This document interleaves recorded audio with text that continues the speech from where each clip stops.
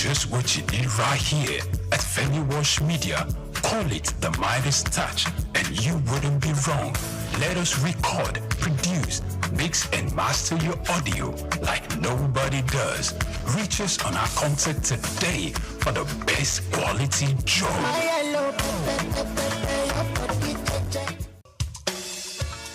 Fellow Nigerians, did you know that constituency and executive projects in your communities are not gifts from your legislators? They are projects sponsored by the legislators and funded by the federal government to improve your life and the lives of those around you. These projects belong to you. Without your vigilance, they might never be completed. Don't allow them to fade away into unfulfilled promises.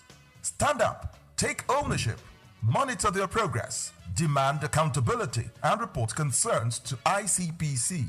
Call our toll-free line now on 0800 2255 4272 or WhatsApp only on 0806 656 4726. This message is brought to you by the Independent Corrupt Practices and Other Related Offences Commission ICPC with support from MacArthur Foundation and the Center for Democracy and Development in Africa CDD.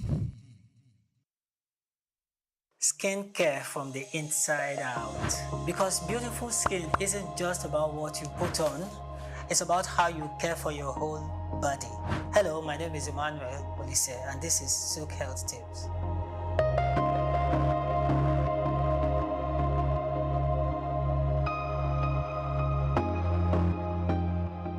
Let's talk about something that is seen every day in the clinic.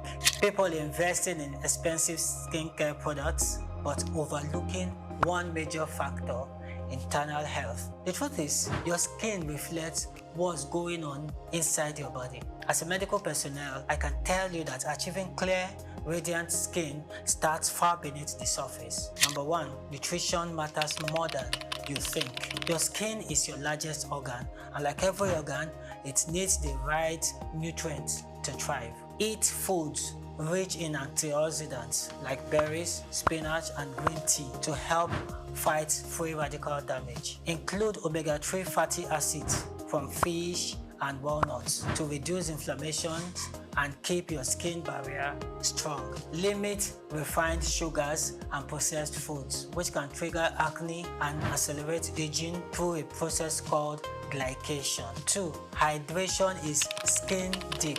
When your body is dehydrated, your skin looks dull, dry, and tired. Drink at least 2 to 3 liters of water daily and eat hydrating foods like cucumbers, oranges, and watermelon. Pro tips: if your lips are constantly dry or your inner under eyes are creased, it may be a hydration issue, not just a skincare one. 3. Prioritize quality sleep. While you sleep, your skin goes into repair mode, producing collagen, regenerating cells, and balancing oil levels. Aim for 7 to 9 hours of uninterrupted sleep. Poor sleep increases cortisol level, which can lead to breakouts, sensitivity, and early aging. 4. Watch your stress levels. High stress equals to high cortisol. Cortisol triggers oil production, inflammation, and skin flare-ups like acne, eczema, and psoriasis. Practice daily stress relief breathing exercises. Short walks, journaling, or digital detoxes can all help calm both mind and skin.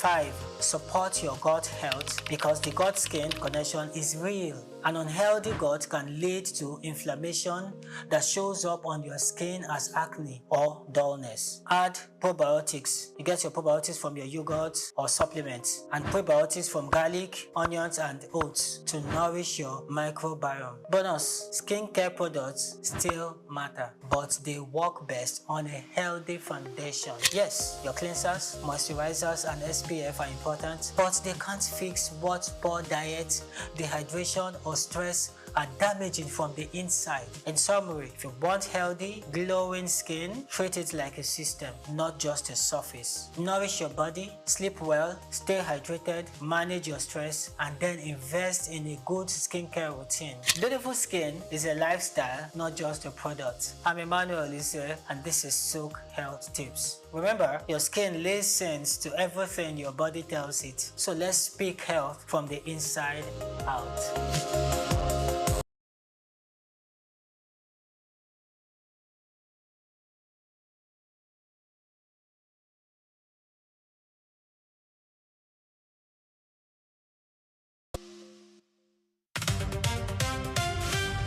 And welcome to SOUQ Quickie, where I take you around the world in few minutes. I am Policing Bill will close by 5 p.m. today. The government wants Nigerians to share their experiences and expertise before the proposed legislation moves forward. At the center of the debate is the state police. Supporters say policing closer to communities could improve security. Critics worry about political interference. The question now is, can Nigeria design a system that gives states more responsibility without turning the police into political tools? I'm sure you have your answer already. But away from that story, still in Nigeria, where oil production remains above the target. Nigeria produced an average of 1.505 million barrels per day in July, slightly above its OPEC quota of 1.5 million barrels per day. But production actually fell by 4% from June. So while Nigeria is meeting its quota, the decline shows that challenges within the oil sector have not disappeared. For Nigeria, higher and more stable production means more exports, more government revenue, and stronger foreign exchange earnings. Now we move on to the Gulf, where Iran and the United States remain divided over efforts to end the war, with Tehran saying there has been no progress in talks. Fresh attacks on shipping have further complicated negotiations. The stakes are global because the region contains some of the world's most important energy and shipping routes. If tension continue, oil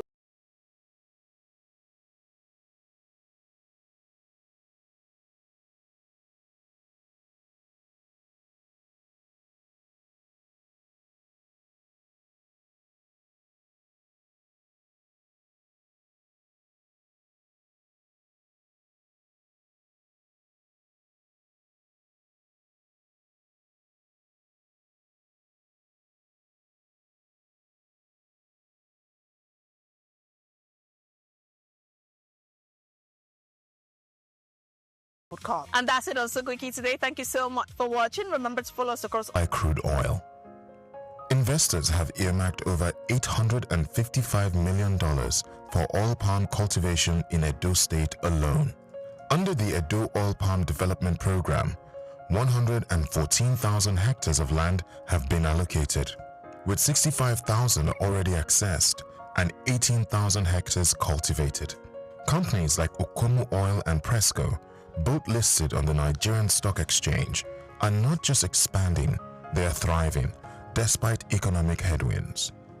In Delta State, the story is equally robust. Through the Delcom cooperative model, 130,000 hectares have been released by local communities, engaging 145 companies and over 3,000 smallholder farmers. This homegrown initiative is not just restoring livelihoods, it is building wealth from the roots up. This resurgence reflects the deeper uniqueness of Africa, our ability to blend tradition with innovation and to transform natural abundance into economic might. As Nigeria reduces palm oil imports, saves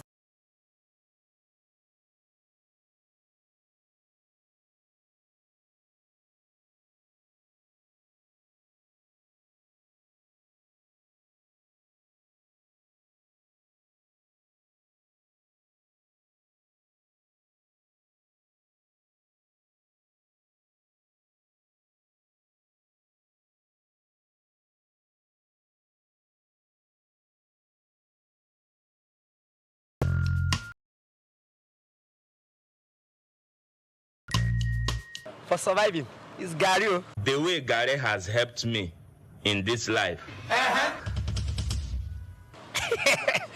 Gary, if you have like 100 naira, you can still drink Gary.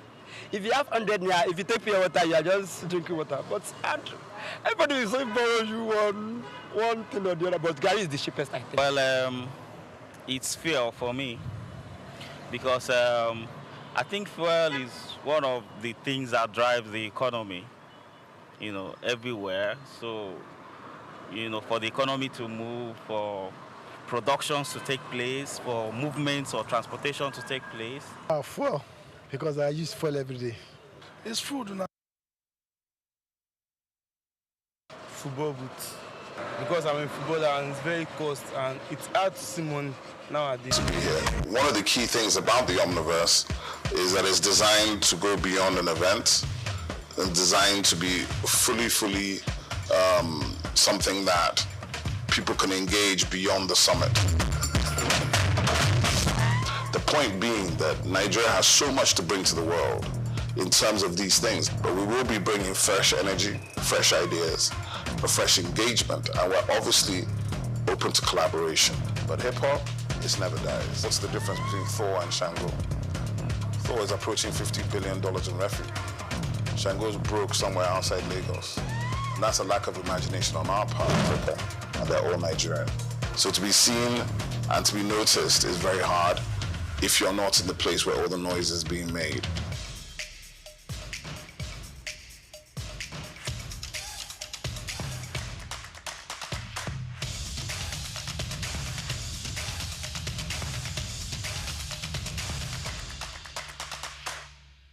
So let's take them, at least a few of it one by one.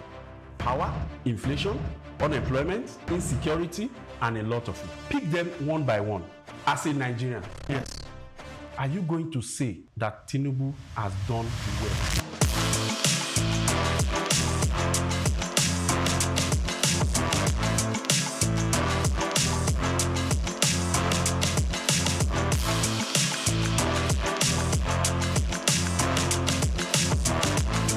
Hello and welcome to Democracy versus Reality, where we separate political promises from lived experiences. I am Olumide Shukoya, and today I'm surrounded by two perfect gentlemen.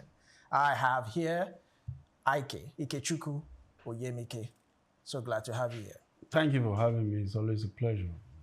And of course, I have our ever think tank, yes, Dr. Idahusa Samanzi. So glad to have you on Democracy versus Reality. My pleasure to be here. Good afternoon. Yeah, good to have you.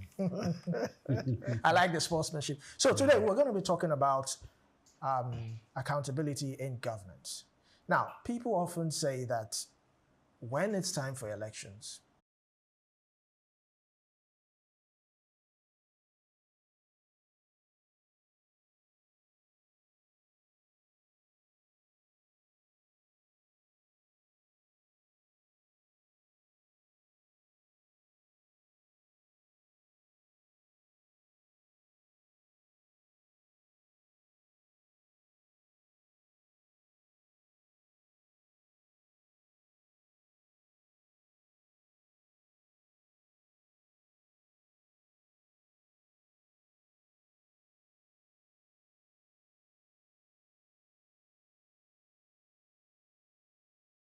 accountability. Yeah, I think when you put it in the sphere of politics, and you're going to talk about accountability, you have to be able to define it within the structure and the function of the state. Because the state system in which democracy runs has institutions, yes, that are put in place and structures that define what you call accountability. For example, the president of the federation or the governor of his state cannot spend money without first and foremost going to the institutions of the lawmakers, yes, to tell them, this is how we spent the last one, and this is what we plan to spend. And then the right to accept or reject those proposals lies with that institution.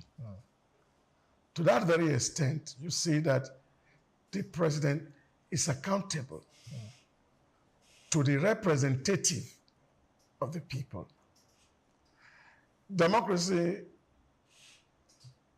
we have reduced it to Abraham Lincoln's conception of the government by the people, for the people, for the people. But in a true sense is, we don't have that kind of society anymore. Because from the ancient Greek, where the word demokratos came from, it was possible for everybody to go to the city square, where we all agree on issues. So the example he made by the Benin Kingdom, that can be called a democracy because it's ruled by the king. That's monarchy. The people are not involved. The people are never consulted. But here in the Greek representative kind of democracy, the people are involved. But what is the key word today? It's called majoritarian ethic. So if you have to go for an election and majority believe in what you're saying and they agree with you and they give you their vote to represent them, to that very extent, you're serving their interest. But playing to the rule of the Constitution is what accountability for a government will mean in that wise. So you come from a constituency. So whether it's the Senate, whether it's the House of Rep, for example, at the federal, or it's the House Assembly at the state level, you have a rep in the assembly who you have sent there to represent your common interest. As long as the president or the governor stand before those reps, they're actually standing before you. So that is what the systems and the function is. But I think there's a variant that Nigerians are asking for, which seems for me to be outside of the norm, is that until a government does what opposition seems to be looking for, that government is not transparent, that government is not accountable, that government is not fair. But the truth of the matter is, in a competition, if somebody wins an election and has a mandate to govern, then of course you allow him the mandate to govern. And if you feel that it's not governing well, then you go to the people to get power and then govern the way you want to govern. You can't contest against someone. I think, sorry I have to cut him, because I try to listen. And I'm also aware that we are checking the time and conscious of the time.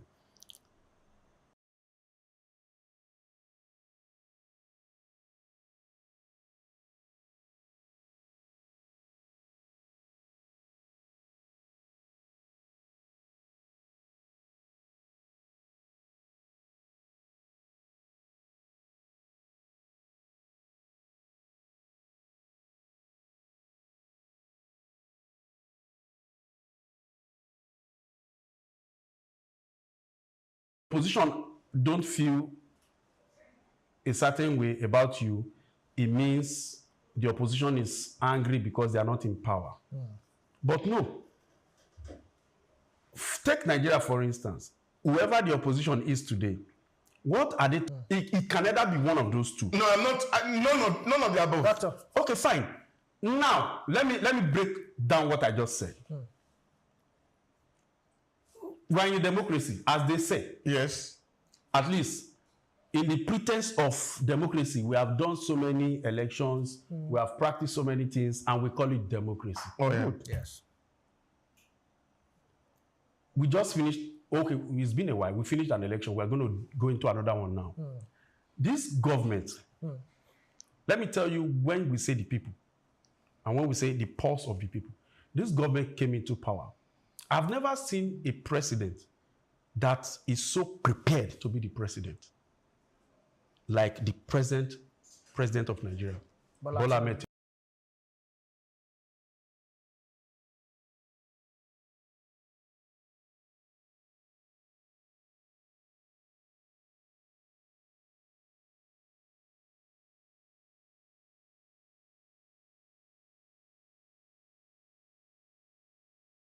So what if I'm not a patient, but I'm just a hungry man? No. Who needs You're food? a patient. You're a patient. You can't in say an emergency ward. I'm about to die, and you are thinking how a doctor should treat you. I'm a hungry man who needs food. I want to eat yam. The most you would do, or the best you would do is, how do you want the yam? Either I want it roasted, I want it pounded, I want it boiled, I want it fried. All of them have processes and they will take time. All I need is I'm hungry, I want to eat. Yeah. So whichever process you choose, without asking me, is determining how long I'll be hungry, whether short or so long. That's it. So you can't say sick patient. It doesn't have to be a sick patient. And a sick patient can still tell the doctor, don't give me any injection anymore, I want to die. Let me take you on the analogy of your food and hunger. Yes. So if you come to my restaurant, for example, you need a food, and you say you want fried yam, and I don't have, what do? You look for somebody who has a fried yam. Okay. No, and then you can't punish me. I didn't say I want fried yam, I want yam. So the process is what determines whether it's fried, it's roasted, it's pounded, so you can't just say you want yam. Now, you have to listen to the conversation prior to the elections. For example, the Tinubu promise that it will fix electricity in 4 years, and let's not miss up the issues. Did he promise that? Let's not miss up the issues. We'll get to that. Let's not miss up the issues. He has an agenda, and there are 8 points on that agenda. He calls the Renew Hope agenda. Yes. He went around Nigeria and he spoke to Nigeria. Yes. In short, on every occasion, the first question they ask him, what do you do with subsidy? He says, if I get to the office, I will take it out. Did he get to the office before he took it out? Yes, he did. Did he get to it? It was the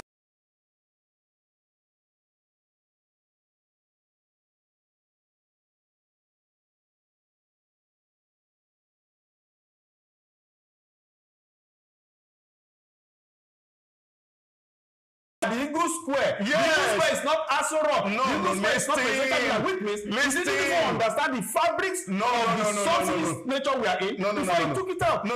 You are missing the point. Immediately as the masses into suffering. No. Immediately he took the oath of office from the chief law officer of Nigeria. Yes. He had become the president of Nigeria.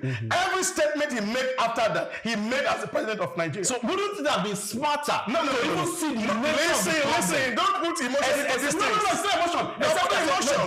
Is that the only way you can remove subsidy? Listen, let's look at the debate around the subsidy. What is the debate? No. Don't tell me the debate around subsidy. I know what subsidy was, and I know what we have suffered because of subsidy. The question is removing it. Just listen. Did he remove it? You just listen. Best. No. You just listen. Okay, so there was a debate. And this debate is not 1 year debate. Years of debate. Since 2011. That date specifically is even makes matters worse for me. Because Jonathan removed it. This same Tinubu led the protest against him removing it. Yeah. Okay. Since 2011, there's been ongoing debate about whether Nigeria should sustain subsidy or not. Yes. Now, in 2011, 2012, 2013, Nigeria seems to be living in a boom. Oil boom. And the reality didn't dawn on any human being because at that time you had so much money. Because you are going to take us through a process of, we know these things. No.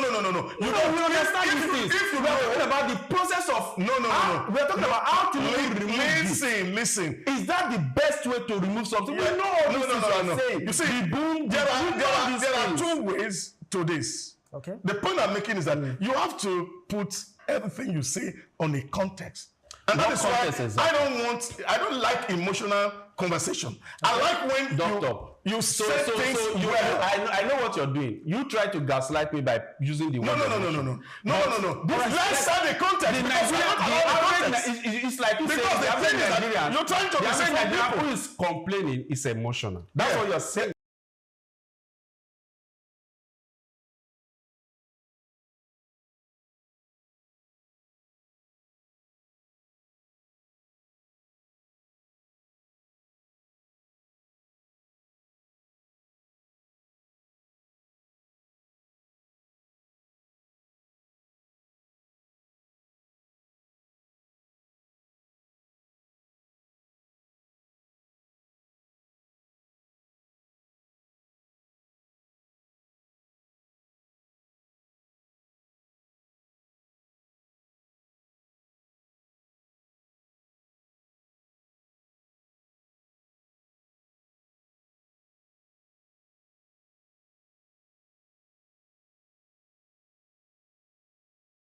I think we have even gone out of this. The Appropriation Act, which is the law of the spending of Nigeria, yes, actually had put the end of subsidy till the end of June.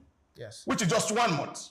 We know this. Now the question is, within that 1 month, there were a lot of issues. First is the fact that the Buhari regime has broken the Nigerian law. Oh, really? Oh, yes. Okay. Absolutely. You mean President Tinubu broke the Nigerian law? No. I said sold. Doctor, by the Buhari government. This is you trying to blackmail Nigerians or gaslight Nigerians into emotionally thinking. No. I'm not gaslighting. We know these things. Yeah. So if you know it, so why are you complaining? And what I'm saying is the method, what Tinubu did, was that the best way? Oh yes. Just announcing at the podium on inauguration. Oh yes. Subsidy is that I'm not going to continue. That's the best way. Yes, of course. He spoke the truth. So you think if Atiku or a Peter Obi or Showore or anybody had also been the winner and was inaugurated on that day, you think the same way Tinubu just announced at that podium was out there will do it? Is that what you are saying? There are two things you could have done. Is it that to postpone the evil day and still allow the evil day to arrive? So are you saying subsidy could not be removed even if it was 2 days or 3 days after? Even if it was still under Tinubu's government, subsidy.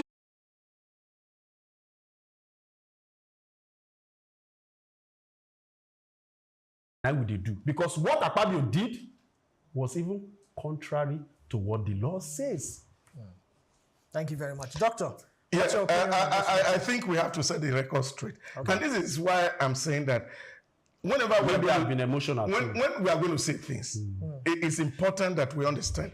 Even the Adams Oshomole, at the floor of the Senate, when the whole House of Senate was in full session, said that he did actually not say they should arrest, that they were only recommending, because it's only the Senate president that had the power.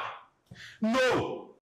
Okay. No. You listen. No, Akpabio chose not to arrest. So why did you have to set up a committee when everything has to come back to the Senate? Oh yes. You see how democracy is a scam. It's not a scam. You see how democracy is a scam. It's not a scam. Why do you need to set up a committee? The committee when you see the Senate president that we still need to make the call. Oh yes. As simple as because arrest. The committee now to is unstable and it failed to do it. No. You see, the issue is, this is the point. We treat issues in Nigeria with a lot of emotion. Let's even do. I think the person emotional here. Wait. Let's do the calculation. It's not me. No. Please, every attempt to gaslight me, Olumide, I will check it. Olumide, I have that right. Doctor. Olumide, we have calculator here. We have calculator. You can give it to press. No. Give it to Ikechukwu to calculate the number of barrels we produce for the period under review. So are you saying how much money that was sold? So are you saying the 210 trillion will not miss?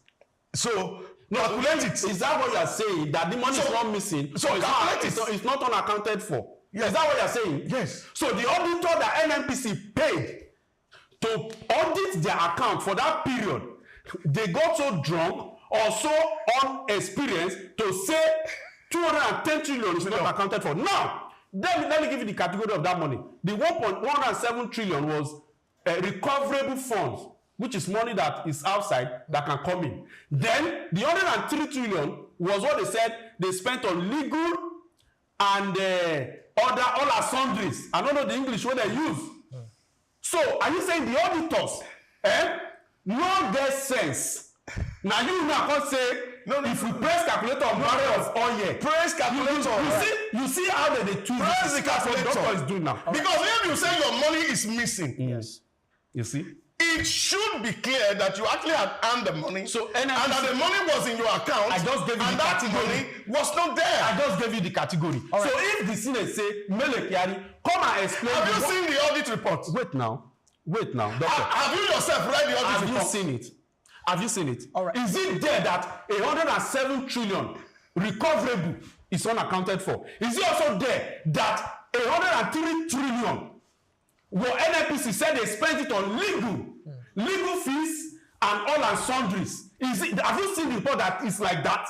If you have not seen it, then you are the one who have not read the report. But I'm telling you what is in the report. And I'm telling you that this report was not done by NNPC itself. It was done by an independent auditor paid by NNPC to give us this. And you are saying we should go and press barrel of calculator. Oh, yes. All right, so gentlemen. Because there's a way NNPC get money. Doctor, let me put some clarity to this with the argument before. So it says, yes, a Senate committee can initiate the process to issue an arrest warrant. Thank you. But they cannot execute it. They don't have the power to execute. Let me land. So under the Legislative House Powers and Privilege Act, the authority is officially to authorize it is rested on the President of the Senate. Thank you. So, but they can issue, which they have done. So, apparently, instead of executing it, he voided it. So what are we saying? Clarity there. What are we then saying? Are you saying Melekari should not come and explain how 107 trillion or a recoverable fund is not yet recovered? Meanwhile, at the end of a 12 calendar year, a month, 12 calendar month, 2 months a year, you should recover that fund. And we are talking about 2017 to 2023. Yes. It's just like the Ways and Means he mentioned. Every Ways and Means before the next year, you're supposed to don't pay back. So whatever goof Buhari government did is their problem. But you shouldn't come and use this as an excuse to make the poor people suffer.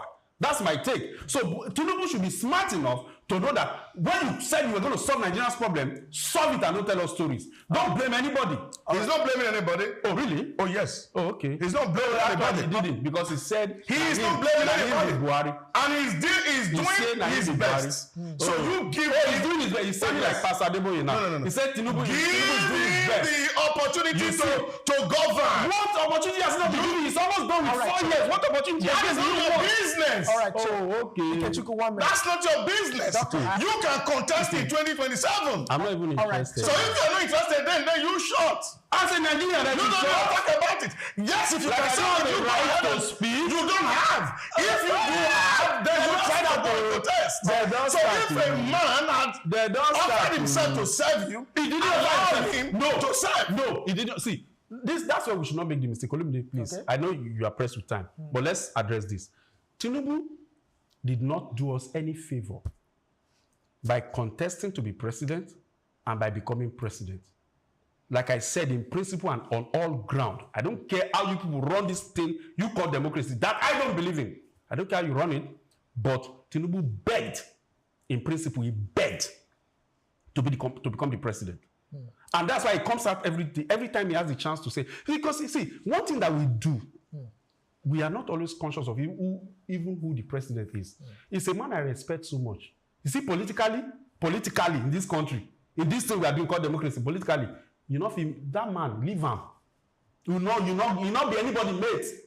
Leave him. But when it comes to governance, I go drag anything. When it comes to governance, see, you can't miss it all. Tinubu has not missed it all in this thing we are talking about.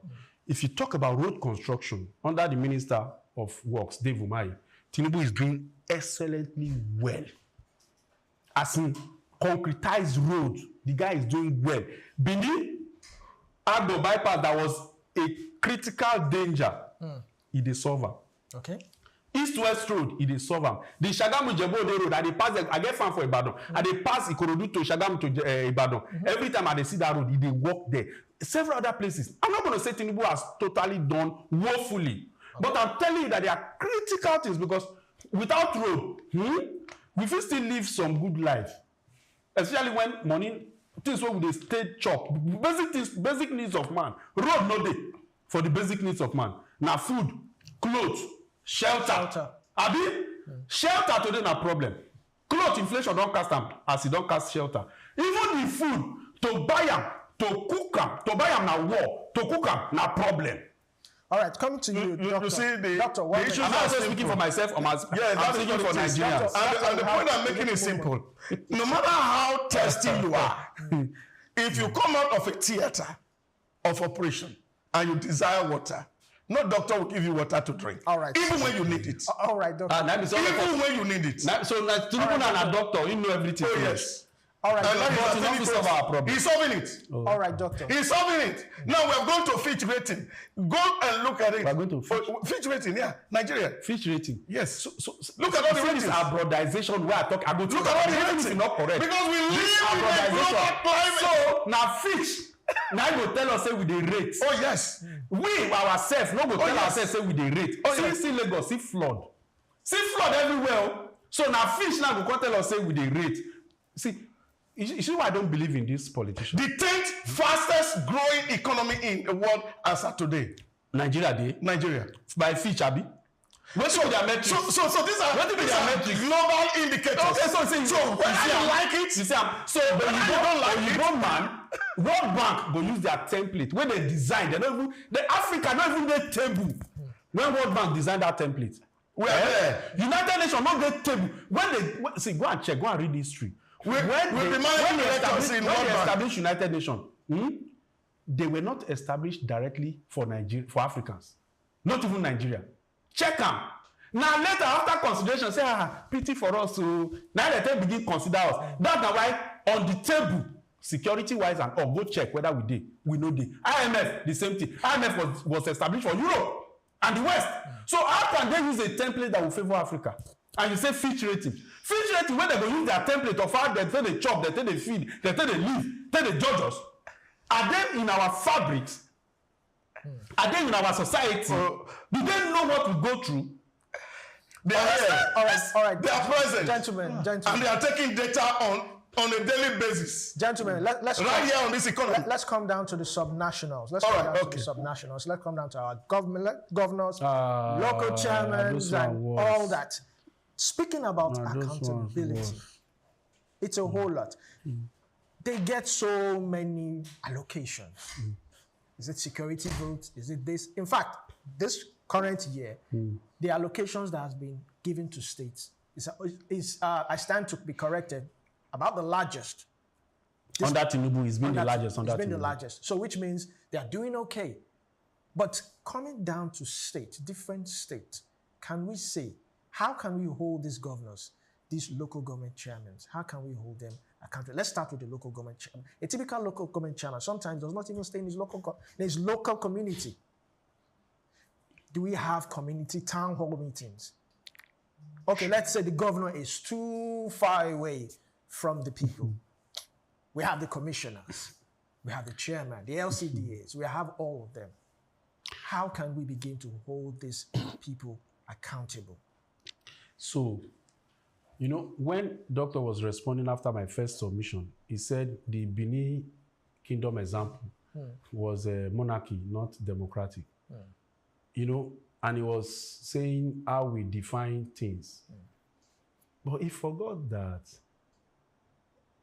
we had our language, we had our communication, we had how we understood things even before the Western guys came.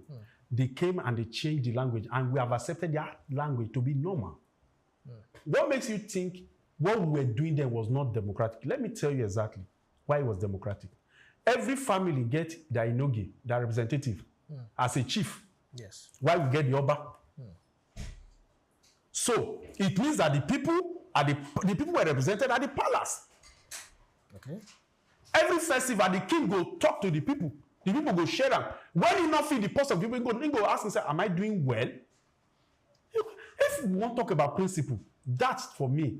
Now say we don't start democracy even before they come. Now back to this issue of local government chairman or state government chairman. Why I first make the analogy now for you to understand where we did. We are not practicing democracy. What we're practicing is lordship. Anybody waiting for power, now lord, and he pass everybody. Democracy is supposed to be say you dey carry people mandate. Yes. So you dey serve the people. Okay, tell me who. Just tell me, give me one example of who among them as a local government chairman where they serve the people, where they carry people mandate, say, it's about the people. Tell me. A country where we say we broke, we don't get money to pay subsidy. You come out, the first thing you do now to arrange presidential jet. Where the National Assembly no sanction before you buy them. Accountability. It's not the accountability with that. You buy yacht. We hear, according to we hear, say now Monaco, according to this one I go agree say them say, but according to we say they from Monaco don't even Nigeria see that yacht, because there was a document I saw, I think it was from Budget or Tracker, one of these organizations. The line item, the way they describe them, after they talk that presidential yacht, we bounce on the first time. The another document came out again. They repeated that same line item under a different name, the same amount. See, in this country, we can continue to live the lies and deceive ourselves that we are doing democracy, because every 4 years we do election. Every now and then we do local government election. Yes. You can call it democracy. But if you cannot see that the practice of what we do is not democratic, even the people who give us democracy, they do democracy. So this is what Donald Trump they do for every country, not democracy. You wake up Venezuela, they sleep, they don't wake up, boom, their president don't go. I mean, Cuba, be that thing happen. Now democracy be that. I be that thing will happen for Iran. Now democracy. For countries where they on their own, they run their thing.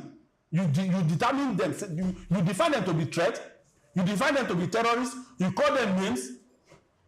So who do ever call America name? Tell me. In the international book, has America ever gotten a bad name to say America you are? Because now only America in history don't ever use atomic bomb or nuclear weapon. Go and check. Hiroshima. Yes.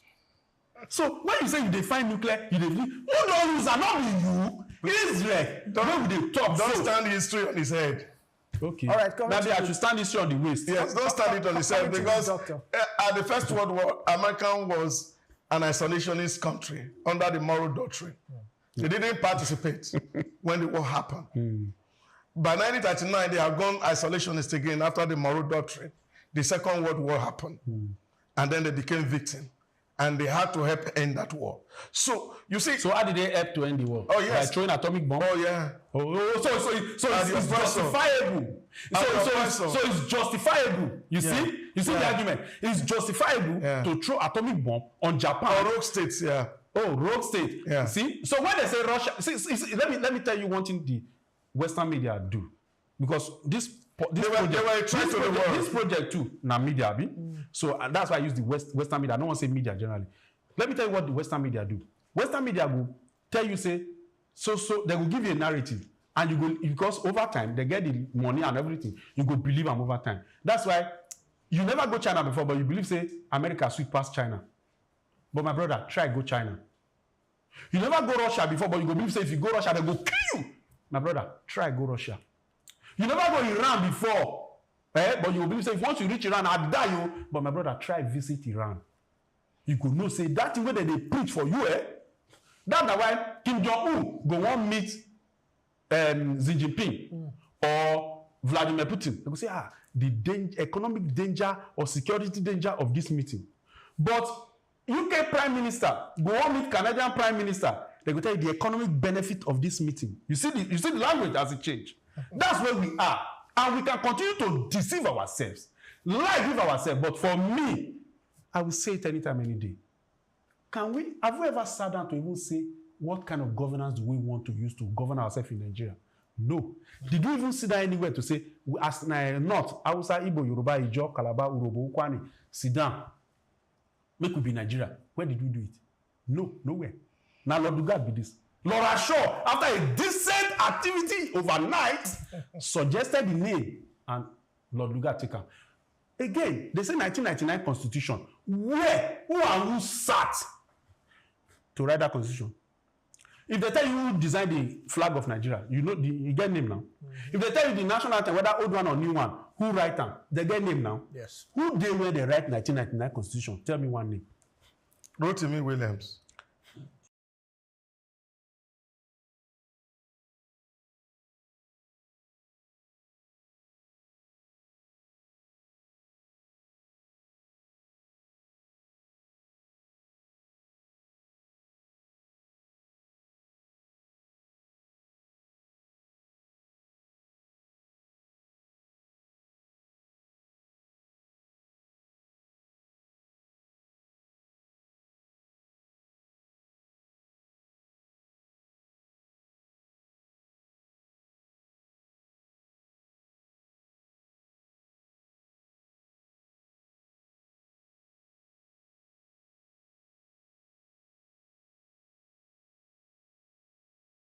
The 2014 American Constitution was written. Jonathan did not call every Nigerians to Abuja.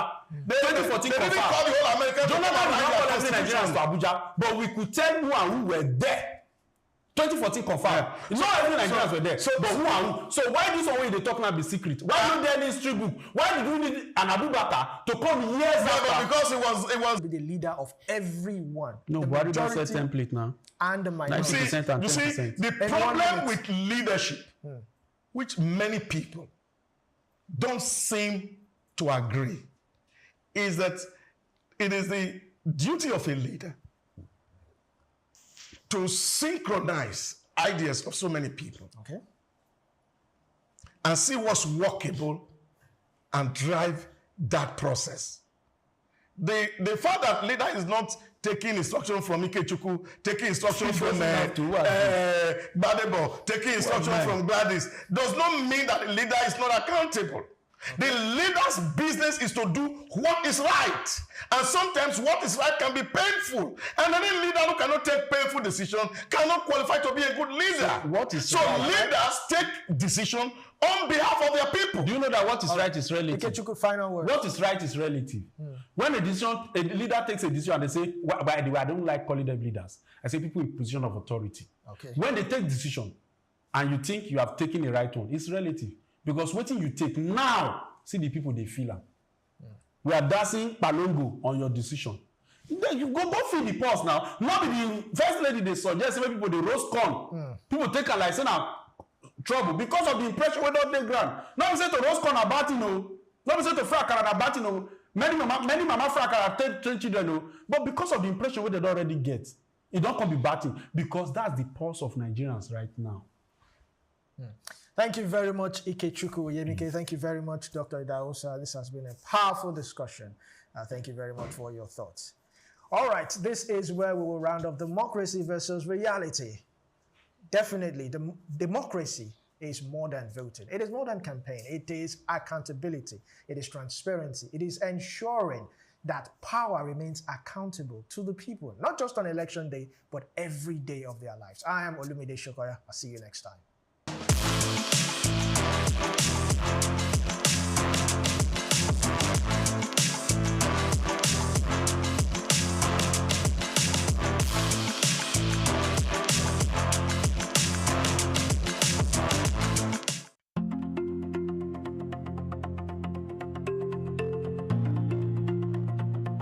Ever wondered about the heartbeat of Africa? It's in its music and dance. From the ancient rhythms of the djembe to the vibrant moves of gumboot dancing, African cultures express stories, history, and community through incredible artistic traditions.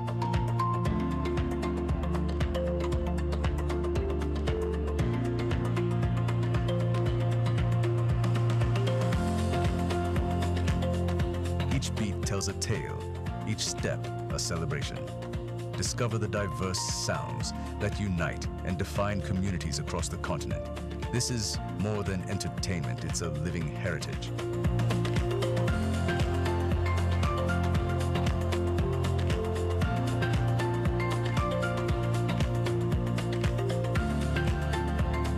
What's your favorite African rhythm? Share in the comments. Just Africa Insights, SOUQ News Television.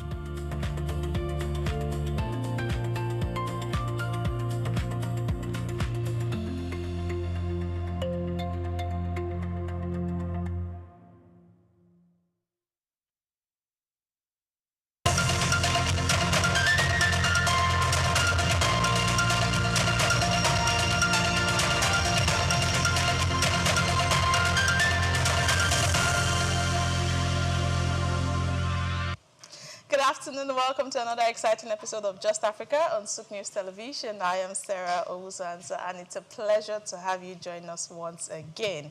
Now, we're going into a very interesting conversation today. We're talking about Made in Africa, how local industries, can power the continent's economic future. It's a very robust one, and you know that there's no way I'll have this conversation all by myself. Africa is home to some of the world's fastest growing markets, a young and ambitious workforce, and an abundance of natural resources. Yet, despite the enormous potential, the continent continues to import billions of dollars worth of products every year, which many could be designed, manufactured, and exported from within Africa itself.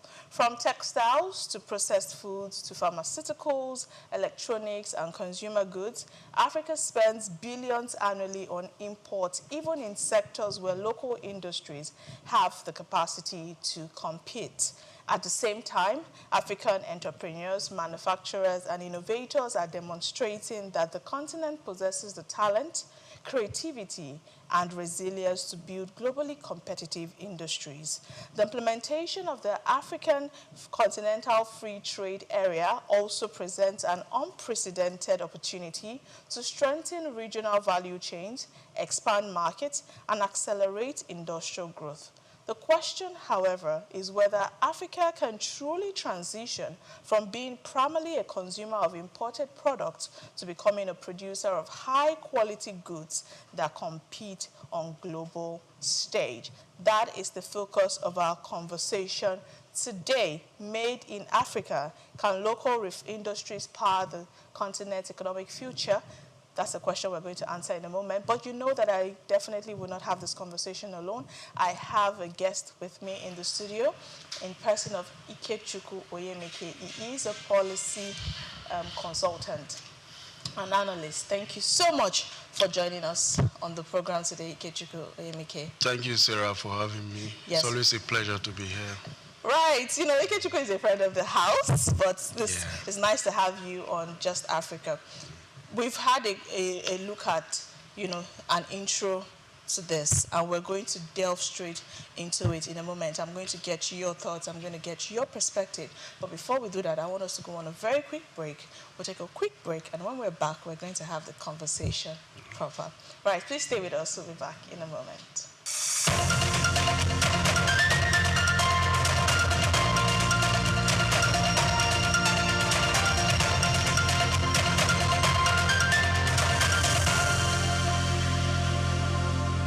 Welcome back. This is still Just Africa. I am Sarah Usans, and of course, I still have my guest, Ikechukwu Oyemeke, with me in the studio. We're talking about Made in Africa. Can local industries power the continent's next future? But let's start with the state of local industries in Africa today. Africa possesses the labor force, the raw materials, the entrepreneurial talent needed for industrial growth, right? But why then has the continent, Africa, continued to struggle to build globally competitive manufacturing industries?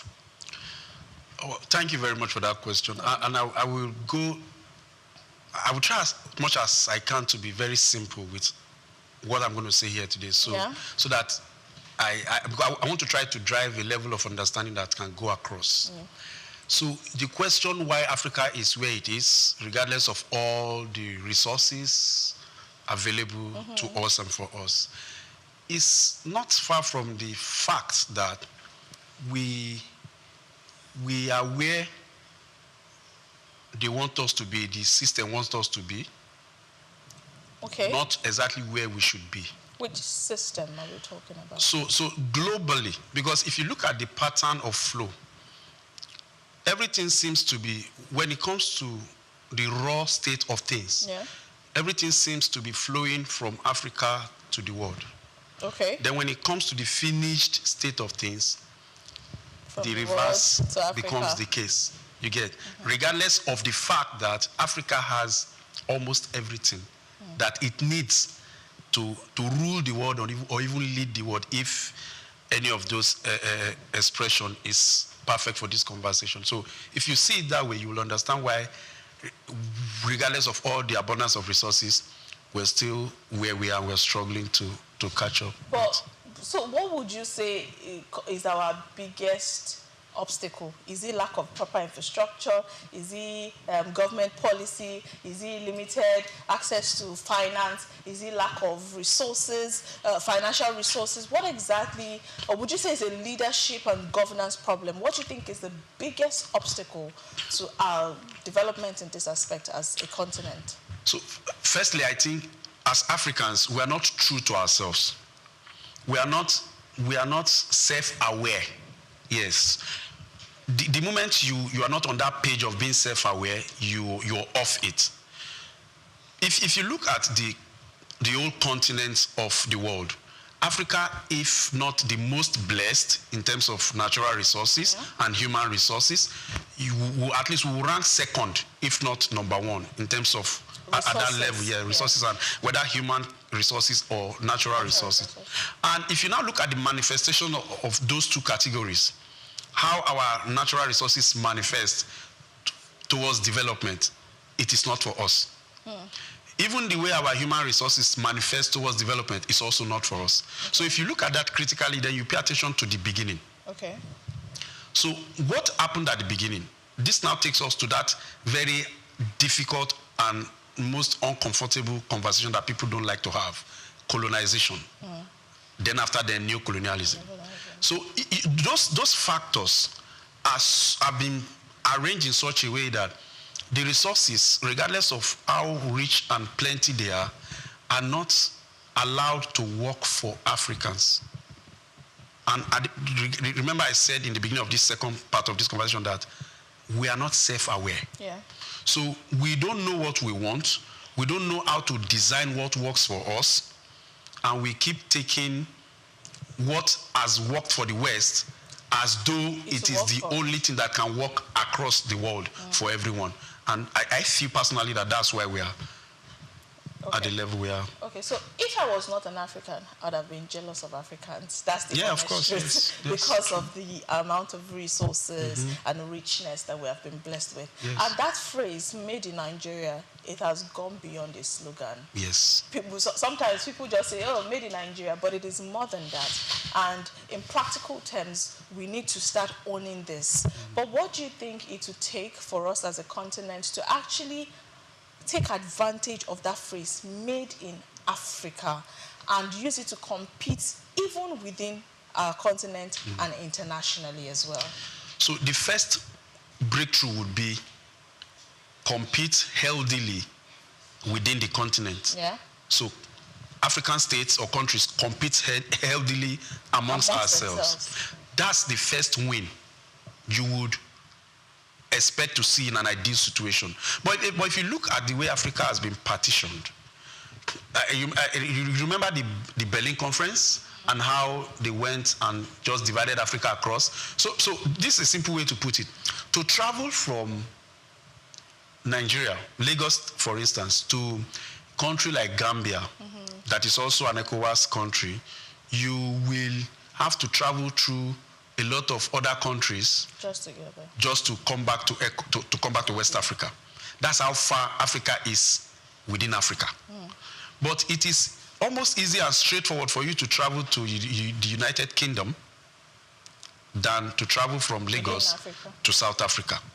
You get me? So the system, like from the beginning, has made Africa so far from itself. So if we can create a very healthy commerce within the continent and even ignore the world and trade amongst ourselves first. But that cannot happen until we're also able to tell ourselves that this is what will work for us as Africans and we stay to it. Yes, globalization is fine because you can't live, so the world has come to a point where you can't live in isolation. But let's not also forget that there are people who seem to be living in isolation and they are still striving. I don't really think North Korea lives with the world. You know? They seem to be in a world of but every now and then you see them testing this, testing that, which is a function of their productivity. So they could make that, they could create those things. However negative the world see it, they created those things from their own creative ability. So that's what I'm talking about Africa. Just imagine the whole world blanks Africa off. Can Africa survive on its own? So we need to learn to, first of all, get to that point where we can intertrade, interrelate, and do things amongst ourselves as though we are the only one that exists. And that takes us identifying ourselves, being aware, self-aware, to get to any level, whether commerce, politics, or whatever it is. You see, that self-awareness is very key, identifying ourselves. Yes. But there's something, growing up, you know, there was this, once you hear that it is made in Nigeria, made in Africa, made in one African country, you are very reluctant to purchase it. Yes. Would rather purchase something that was made in China, made in an European country or something. We had more confidence. Some people still have more confidence till date in all of these things. So how then do we create a system where we are even the Africans are confident and proud of the products that come out of us before we can even talk about, you know, expansion into the international space? If I don't believe in what I am producing, how then do I want other people to believe in it? So it starts with all of us deliberately and consciously decolonizing our minds. Okay. So when you say made in Africa, and if you bring it home, made in Nigeria, there is nothing should be more beautiful than made in Nigeria. In the mind of Nigerians, for Nigerians, nothing should be more beautiful than what is made in Nigeria. Just take, for instance, the president of America will not drive an automobile that is not made in America. Take it to the UK, the prime minister will not do that. The German chancellor will not do that because they have their own self-made products for their own use. They first love it, then they push it to the world. If you don't love what you have, you can't sell it to even your neighboring country. So if made in Nigeria is not good enough for Nigerians to love it and be ready to die for it, we can't sell it to Ghanaians. Sure. We can't sell it to Togolese or Beninans. We can't, because in the first place, we don't even love it. I give you a scenario. I was at a supermarket years back. So there is this couple, a family that came to the supermarket to also buy. And the husband, the father of the family, seems to me like someone who travels, stay a while and come back. So I think it was to do the general shopping for the family before he goes back. So they came to pick up a lot of things. And they got to the toothpaste session. They were going to pick. I think the son or the wife had picked something. Then the father said, no, that one, they picked the other one. That one is better. Then I paid attention and looked at the one that is better. I figured that it was a foreign brand toothpaste. Though the brand, they have the local version of it, but it was a foreign version of it. So he said you should pick that because that one is better. So when you have people already having that mindset, you definitely know that it's even now that made in China is becoming a thing. You remember we used to mock that China phones. Counterfeit. Yeah, we used to mock them. So it's just that. But how would you really blame the people? Because I've also had a personal experience, even with family, friends, where they have bought locally made products and in less than 1 week, it is damaged. So if they see that this particular product is not up to standard, it is produced in a substandard way, how do you now convince them that, oh, you have to love what is coming out of your own continent? Why do you think there are standard organizations in every country? It's to ensure that quality check and all. Do you know there are fakes in China? Sure. Do you know there are fake things in America? Sure. So it's not just fake is not just a Nigerian thing. So we can't use the excuse of fake products to totally blacklist the chance or the potential in the Nigerian product. Personally, there are some things in Nigeria that I have made up my mind. I will never patronize anything outside what is made here. My petrol, the petrol that I put in my car, I deliberately told myself I'm not going to be buying any product from any filling station that is not selling what Dangote produces. So I took that decision personally because I wanted to make sure this is what is done in our own continent, in our own soil. Let us give it that priority. I can't remember the last time I knew a foreign artist or a foreign musician released this song.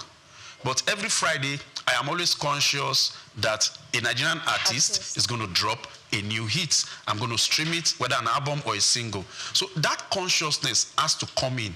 And it's only possible if we can decolonize our mind. In Aba, there are shoes there are products that they ship out to foreign countries and they want to die for it over there. That's same Aba.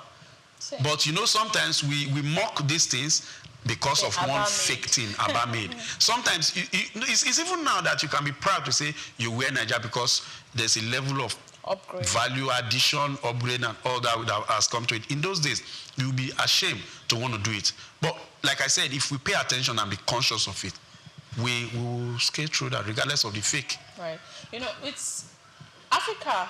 Over time, research has also proven that Africa exports billions of dollars worth of raw materials. But after a while, they import these same products after they have been refined. That they are the ones that exported the materials used to produce it. But now, I would like to ask, how critical would you say value addition is if Nigeria wants to go to, if Africa rather wants to tilt towards wealth creation rather than just extraction of raw materials? So let me make something clear to the level of my understanding. Yeah, it's not that we can't do these things. We as Africans, we as people, we know how to do these things. We know how to create it. We know how to add value to all of these things. Take cocoa, for example. Ghana, Nigeria, Ivory Coast, like we do a lot of these things at the farm level, at the produce level. But when it comes to converting it to chocolate and other products, it no longer becomes our thing. What is the big deal in converting cocoa to chocolate? I don't think that is too much for an African person to fathom or create or design. But because of colonization and neo-colonialism and the idea that there is nothing good can come out of Africa, so we have to give it to them. They now have to do the finishing touch and bring it back. You get? So it's just that link in between. There's nothing. We had refineries in Nigeria, don't we? But today, there was a point where those refineries were not working and we had to be importing petrol after exporting our crude. Yet we had refineries. So it's just a function of a system that is designed not to work for the people, rather work against the people.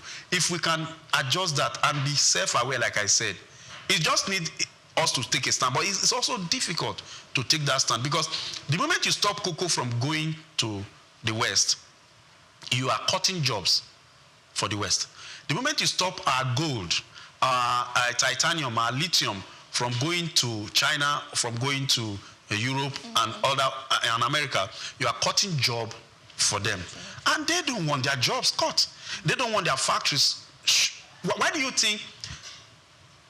So many, let's just center it on technology. Most of the technological inventions and assets that you see around, a lot of them take their raw materials from Africa. So what is wrong with Africa processing those things to be what will finally come to export, to import as finished products? What is stopping us from converting them? Is it that they are the only people who can or who have the sense to do it? I don't think so. You also realize that when you travel to some of these other continents, you find out that some of the people that are doing so well are African. Yes, yes. And they're thriving. Meanwhile, back here, it's always like a struggle to come up with all of these inventions and all. And you know, it's interesting, and we are going to quickly move into building competitive African industries. But before we delve into that, let's go on a very quick break so that when we come back, we go straight into how Africa as a continent can build competitive, healthy, competitive industries across the continent. But we'll take a very short break. When we're back, the conversation continues, so stay with us.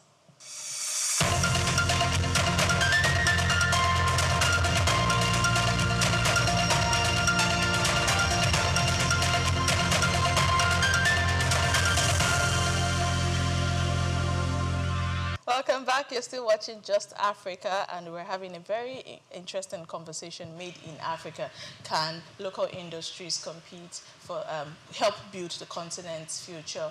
And I still have my guest Ikechukwu Oyemike here with me in the studio. Now let's delve into another segment of the conversation, talking about building competitive African industries. Now, Africa's industrial future will depend not only on facilities and machines, but also on the people driving innovation and enterprise across the continent. entrepreneurs are developing products, building manufacturing businesses, and creating solutions tailored to local needs. However, challenges such as limited financing, unreliable infrastructure, and restricted access to larger markets continue to slow growth. So the big question is, how can Africa create an environment where local industries can thrive and compete globally? You know, they say small and medium-scale enterprises are usually described as the backbone of African economies. But what more should the government do? What more should the private sector do to help these businesses grow so that they can actually stand firm and compete on all levels? I think in any economy, MSMEs are, like you said, the backbones, in any economy globally. Now, back to Africa, how we can create a competitive business environment. First, I think is for ourselves. We need to, first of all, because remember earlier we talked about standard, and you also mentioned in your intro in this segment that certain barriers are there that makes it look like our things are not good enough. So if our things are not good enough in the context of what goes into the European market, fine, we can agree for standard's sake. But who sets the standard? Sure. The metrics for which that standard is, from which that standard is set, is it tailored to us, Africans, or tailored to the West? So if it's tailored to the Western market, can we at least first of all pay attention to the African market, where we all are from, standardize it for us first, exhaust our market first, before we now begin to say, okay, let's think for Europe. Because, see, whether you like it or not, that self-aware factor has to come in. We need to be self-aware to the point that the West needs us more than we need them. So if we go the angle of being self-aware to that extent and make products, create a healthy competition that produces for us first, at least this is our own standard. Let's set our own standard. There was a time they said taking yam we started exporting yam, and the yam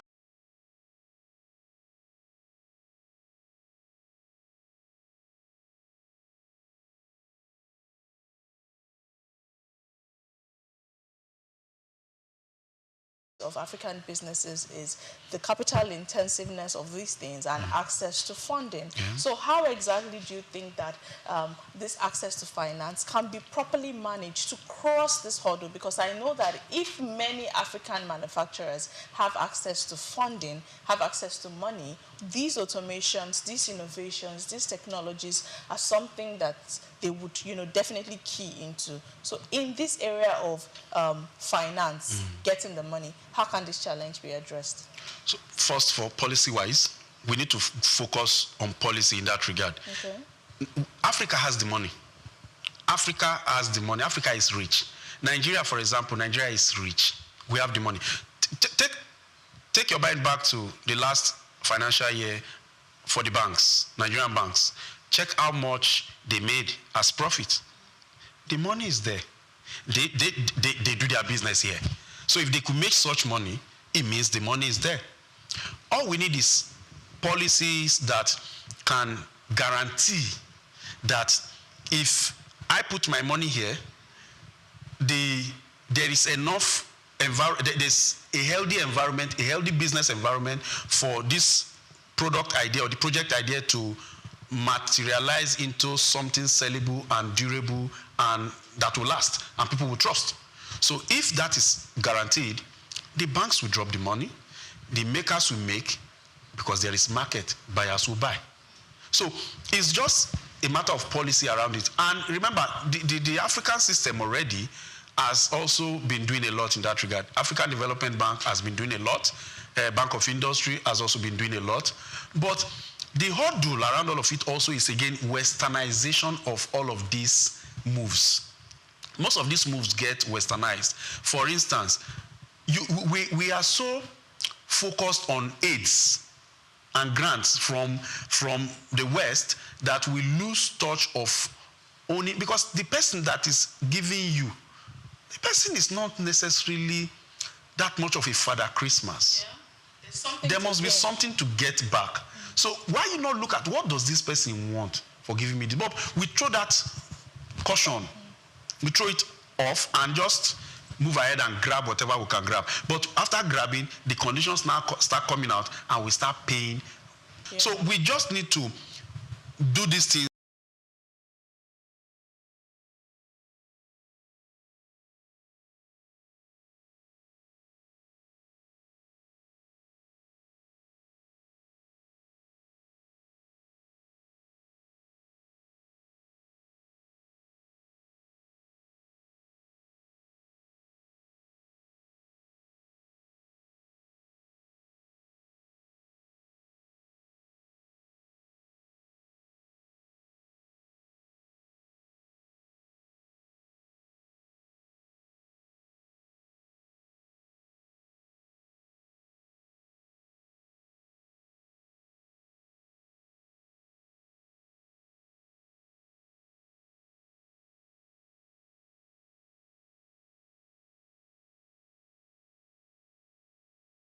So let's first of all focus on the cost of production. Yeah.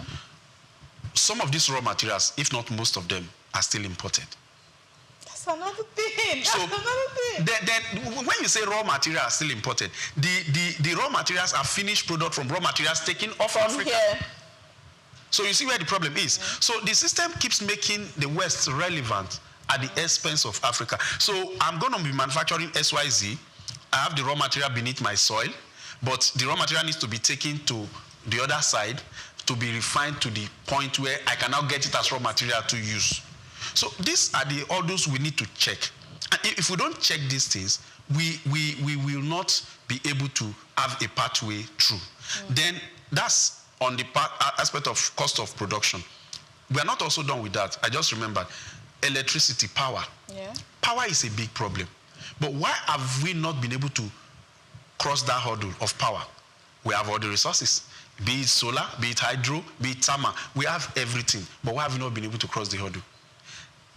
Then when it comes to other factors like the financing aspect of it, finance as a factor of production, most of the companies in Africa still take their route in terms of funding from the West. He who plays the piper, they say, dictates the tune.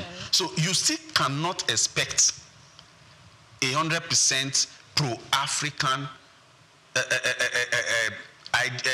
product or service or creation in that kind of system, because they will make you, there's a way they will still twist it. But for every businessman that is in the hustle, they want to make money. So they don't care how the money comes, they don't care the terms and conditions. As far as they can make their profit, they move. But is it for Africa? No. Can we make it Africa? Yes. But we need to be ready to pay the sacrifice for that to happen. But do you think government needs to do more in terms of, reducing the trade bottlenecks that we experience? Especially among African countries, yes. Okay. We trade, but sometimes again, the reason why the inter-trade or the trades within Africa is not also as robust as it should be is because the production capacity or the production hub of the world has been taken away off Africa and stationed in other places in the world. Okay. China, Europe, and America, the automobiles and the rest, It's not like we don't have what it takes to make vehicles here, but those things have been taken off. So if we want to compete, on what level are we competing? At what level of value in terms of the resources are we competing? Are we competing on raw gold? Are we competing on raw lithium? Are we competing on raw what it is? So if the level of competition is not defined, we can't even trade, talk less of competing. We will still all be looking towards China to import. We'll still all be looking towards Europe to import. We'll still all be looking towards America, Canada to import. We need to look at ourselves, define at every value chain, at what level is Ghana going to be relating with Nigeria? What are you bringing to Ghana from Nigeria? And what are you getting back to Nigeria from Ghana? What can we finish between ourselves? And we know that from Nigeria to Ghana, back to Nigeria, we are done with everything that can be done with that product, from raw material to finished product, and we have traded amongst ourselves. We have the population. We have the population and we can do it. We can definitely do it. We just need to sit down, reduce some of these bottlenecks, and also reduce our dependence on the West. Interesting one there. But before we get into policies, partnerships, and the road ahead, as we're preparing to wrap up the conversation, we'll take a quick break, so that we can come back, talk about policies, partnerships, the road ahead for us, and what to look out for on this conversation, talking about Made in Nigeria. We'll be back right after this break. Do stay with us.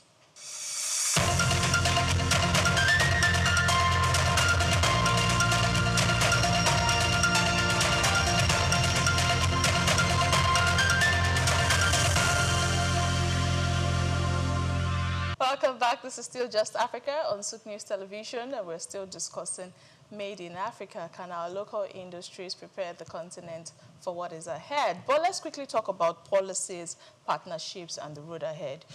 Building strong local industries requires more than entrepreneurial ambition.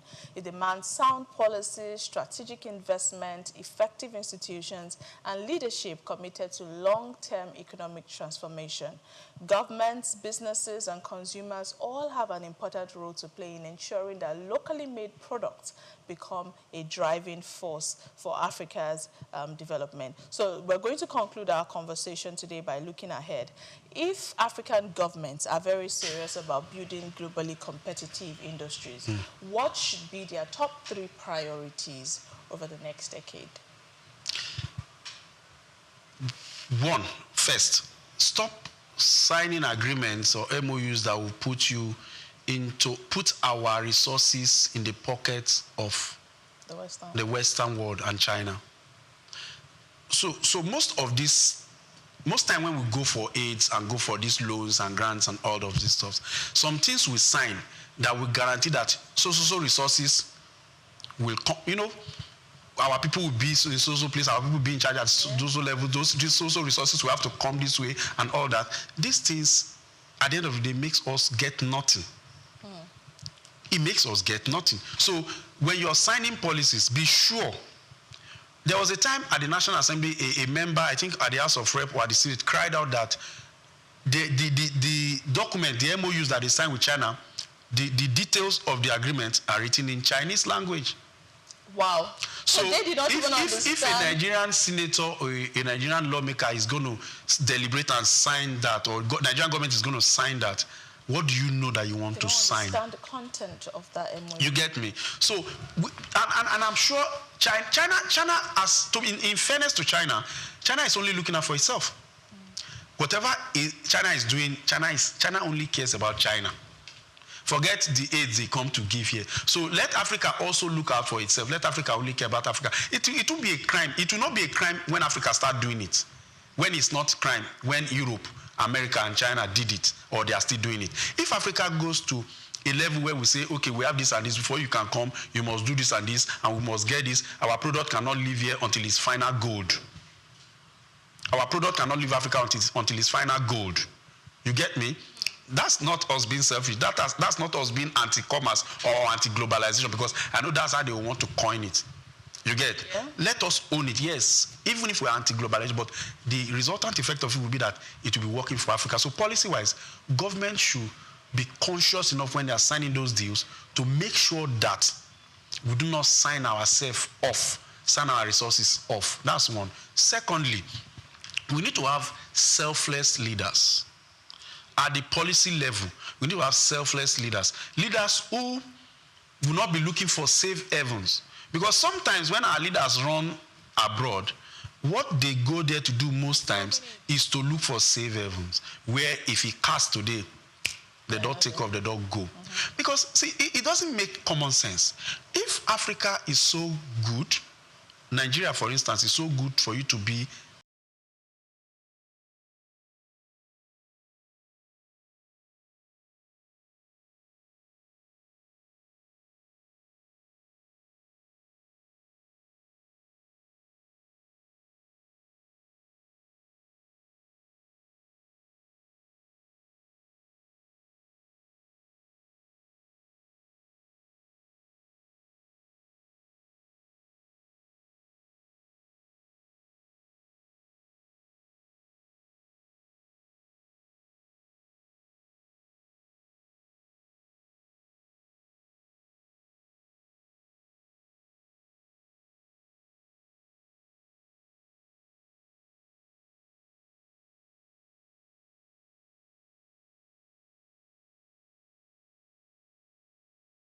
at the beginning, I don't think it was even designed for China. China fought its way through and became what it is today. So with all apologies to them anyway, I've been putting them in that bracket as though they are like the enemies from the beginning, but they only found themselves also at the point where we need to also fight for ourselves, because this West, they are not for us. Until tomorrow, you can see the West, anytime they speak, they don't really speak for China. Right. You get? So we need to be at that point where, governance-wise, we need to sit down and think of the solution that is best for us in terms of how can we govern ourselves and make sense at the end of the day developmentally for our people. Because I personally believe when you govern yourself with the wrong system, you speak the wrong language, you sell off your culture, you sell off your values, you can't make anything, whether industrially, whether health-wise, whether tech-wise. You will only, every move you make in all of this, you will only speak in the language of the master on the other side. So it's been an insightful one. Key things that I've been able to point out to the fact that we need to have a mentality shift, a mindset shift. We need to also, build and have a healthy competition amongst ourselves. Our leaders, the policies they sign, they need to be deliberate about it, amongst a few other things. It's been a very insightful conversation with you today, talking about Africa's made in Africa, how our local industries can push the continent towards economic growth in the next decade. Thank you so much for joining us, Ikechukwu Oyemike. It's been a pleasure. We appreciate your time and your wonderful insight. Thank you so much for joining us. And if you're just joining us, don't worry, you can definitely catch the replay of the conversation, because today's discussion just reminds us that industrial future will not be built by ambition alone. It will require bold policies, competitive businesses, strategic investment, and consumers who believe in the value of products made on the continent. When Africa manufactures more of what it consumes and exports more of what it produces, it creates jobs, strengthens economy, and lays the foundation for shared prosperity. Thank you so much for watching this edition of Just Africa on SOUQ News Television. Like I said earlier, you can catch a replay on our digital platforms at SOUQ News TV or SOUQ Digital. I am Sarah Obusuaza. Till I come your way next time, Africa's story is still being written, and on Just Africa, we'll continue to explore the ideas, innovations, and people shaping the continent's future. Have a wonderful day ahead.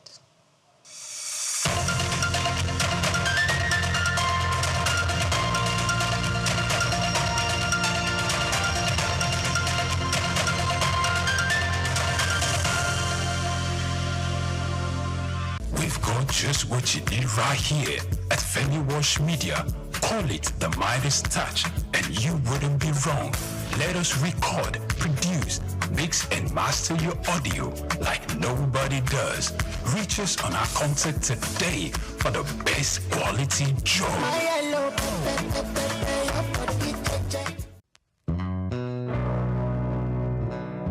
Olumorok, Lishabi, and the people of Egbala, a story of resilience and transformation. Telling the story from afar may not be as beautiful as visiting the historical scene for a more engaging storytelling.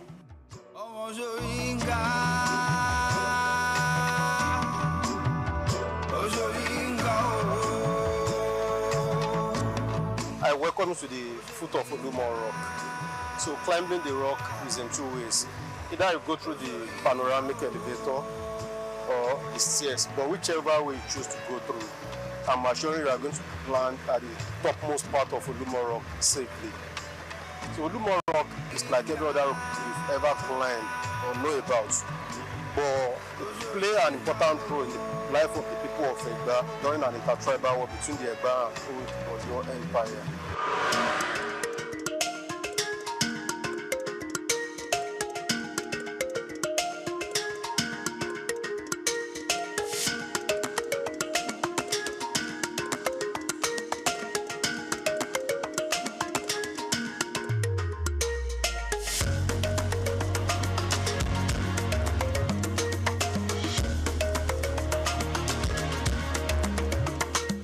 History and culture are the intertwined thread that shape the identity of a people, offering a glimpse into their past struggles, triumphs, and the rich traditions that continue to define their presence. So from here we can have the glance view of the immediate environment around Olumo Rock, because Olumo Rock is centered at the middle of Abeokuta.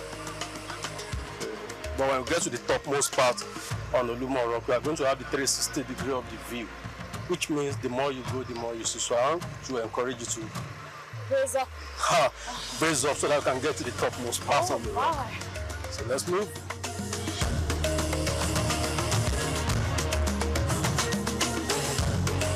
History is what we bring to you today. What is the connection between Olumo Rock, Lishabi, and the Egba people? My name is Grace Komolafe, and this is SOUQ Perspective. Let me take you on an inspiring journey through the history of one of Nigeria's most significant landmarks. Come with me. I welcome you to the first level on Olumo Rock. Thank you. So this is the first level on the rock. Olumo Rock is in 3 stages, from the ground floor to the first landing scape. I want to inform you that you have climbed 120 stairs to come this far. Can you give yourself a round of applause for that?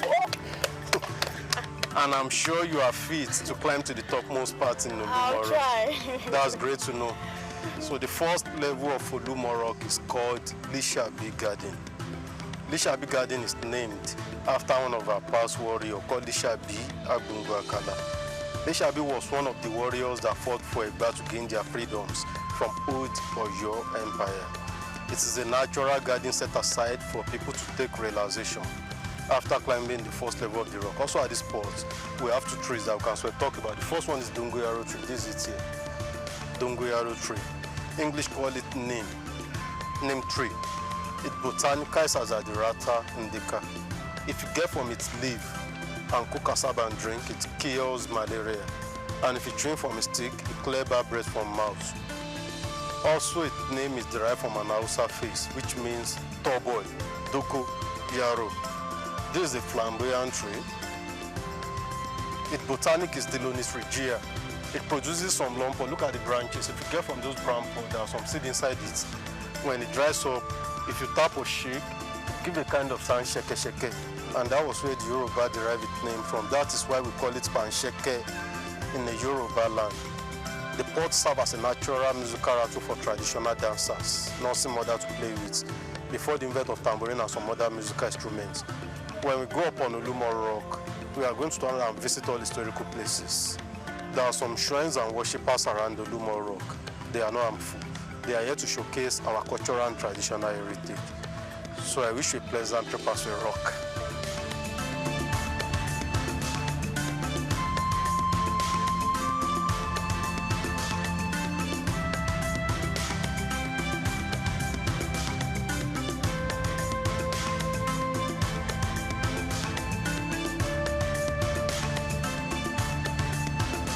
Olumo Rock, a striking natural formation rising 137 meters, which is about 450 feet above Abeokuta, Nigeria. It's more than just a tourist attraction. It is a symbol of Egba people's endurance. The story of Olumo Rock begins in the early 19th century when it was identified by the hunter named Adagba. Though details on how Adagba discovered the rock were limited, it is well documented that the Egba people facing oppression under the Oyo Empire sought refuge here.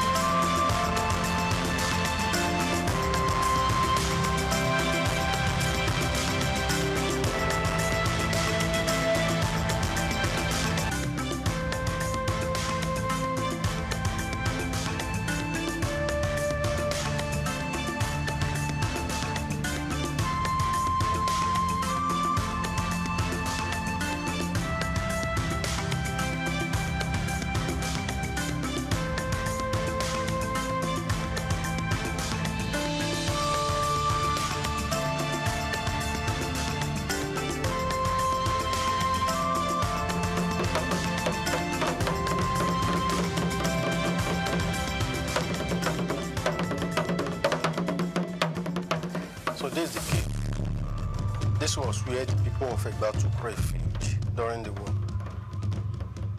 From that side, there was some dripping water. Some water is to drop from the outside. It is tagged the medicinal water of Olumo Rock. Whenever the water is gushing, traditional believers always come to pick from it drop. And they claim it cures so many ailments in the body. But the water is not flowing out because God determines when the water flows. And this grave, that's the resting place of Chief Sonny. The grave of Chief Sonny. Chief Sonny was the OC of Itoko during his lifetime. Olumo Rock is founded between two communities.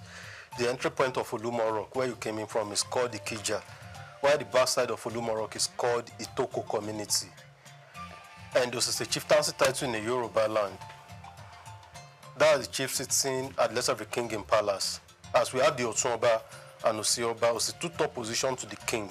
According to the custom and tradition of Yoruba, when the chief died, they buried the chief either at the front of his house, at his bedroom, or at his backyard. He must never be taken to a cemetery. That was why Baba was buried here. And this rostry roof building is the family house of Chief Sonny. The family has an extension. Baba dies on the 23rd of January 1956. 20 years after his death, government took over this place as a tourist site. That was why government decided to fence the family house so that they will not be blocking up the passage of the tourists. So the people of Egba took refuge here during an intertribal wars. The war started in 1830. Then the people of Egba were under Old Oyo Empire. They basically want freedoms and where to settle. That was why they consulted the Fareku for lead. Ifa instructed the Egbas to come and settle there. On their way coming down, they met a man on the road. The name of the man is called Adagba. Adagba was a great hunter farmer. He was the one that discovered Olumo Rock during his hunting process. During those periods, the entire city of Abeokuta was thick forest. Only the powerful ones and the warriors that could come around to do anything and return back home alive.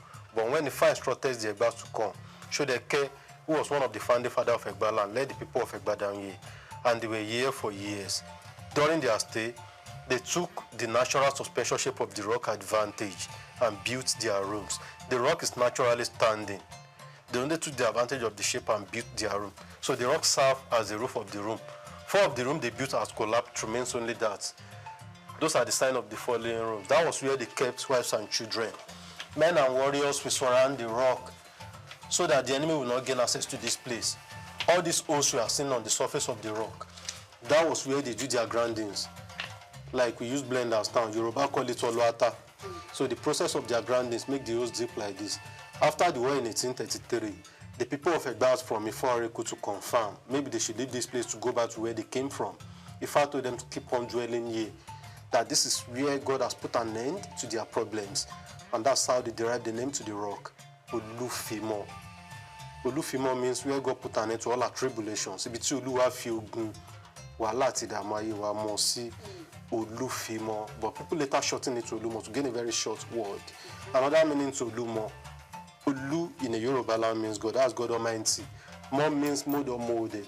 The people then believe that God benevolently molded the rock for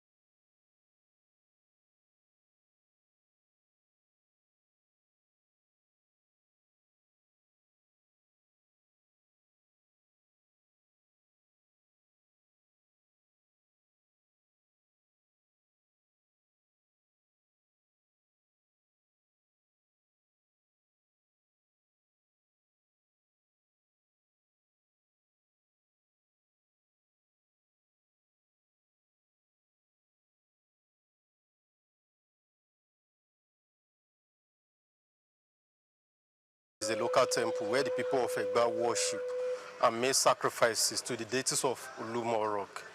Olumo Rock is an historical monument. It's also a symbol of Egba unity, strength, and unfailing protection. Because under the rock, the people of Egba took refuge during an intertribal war. And after the war, the rock has become a deity. That is why Egba people offer sacrifice to Olumo Rock once in a year with a big black cow. During the festival, only 2 people have access to enter the shrine. That is why the shrine is always locked. And the two people are the paramount ruler of Egbaland, that's Alake of Egbaland, and the chief priest. The chief priest is called Abore in the Yoruba land. Other traditional rulers in Abeokuta invited guests, indigenous of Abeokuta, will stay outside to say amen to his prayer. During the festival, the Alake of Egbaland will pray for the whole nation. He prayed for Egba unity. Also the climbers of Olumo Rock, so that they will not fall. No one has ever fallen while climbing the rock. Also at the shrine, traditional believers always come to meet Abeloro, Asadi Mulu Egba. There are 4 traditional rulers in Abeokuta. Alake of Egbaland, the paramount ruler of Egbaland. Oshilo Fukiono, Agura of Bagura, and Oluwu of Uwu.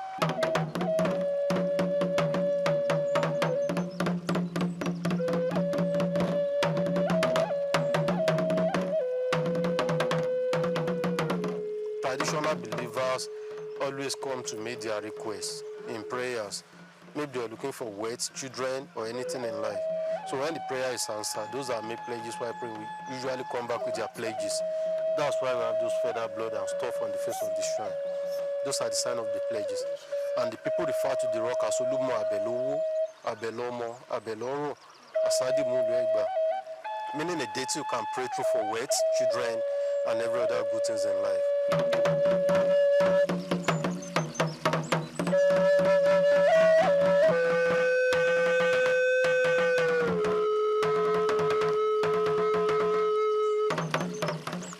You might be wondering about the historical issues between Oyo and the Egba people.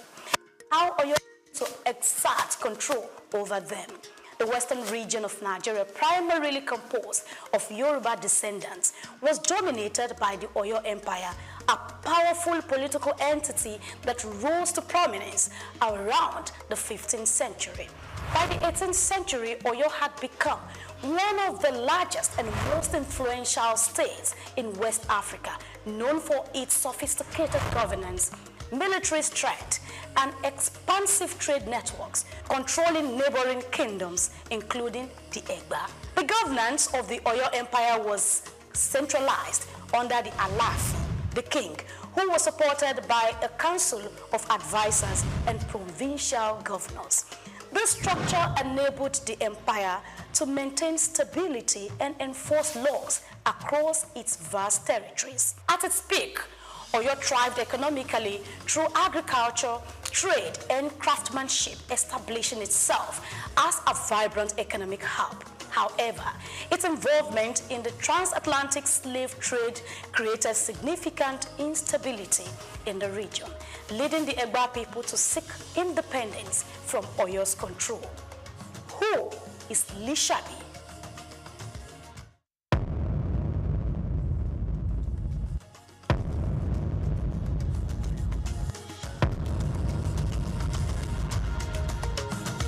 No story about the Egba people is complete without mentioning Lishabi, the legendary warrior whose courage and strategic leadership freed the Egba people from the oppressive dominance of the Oyo Empire.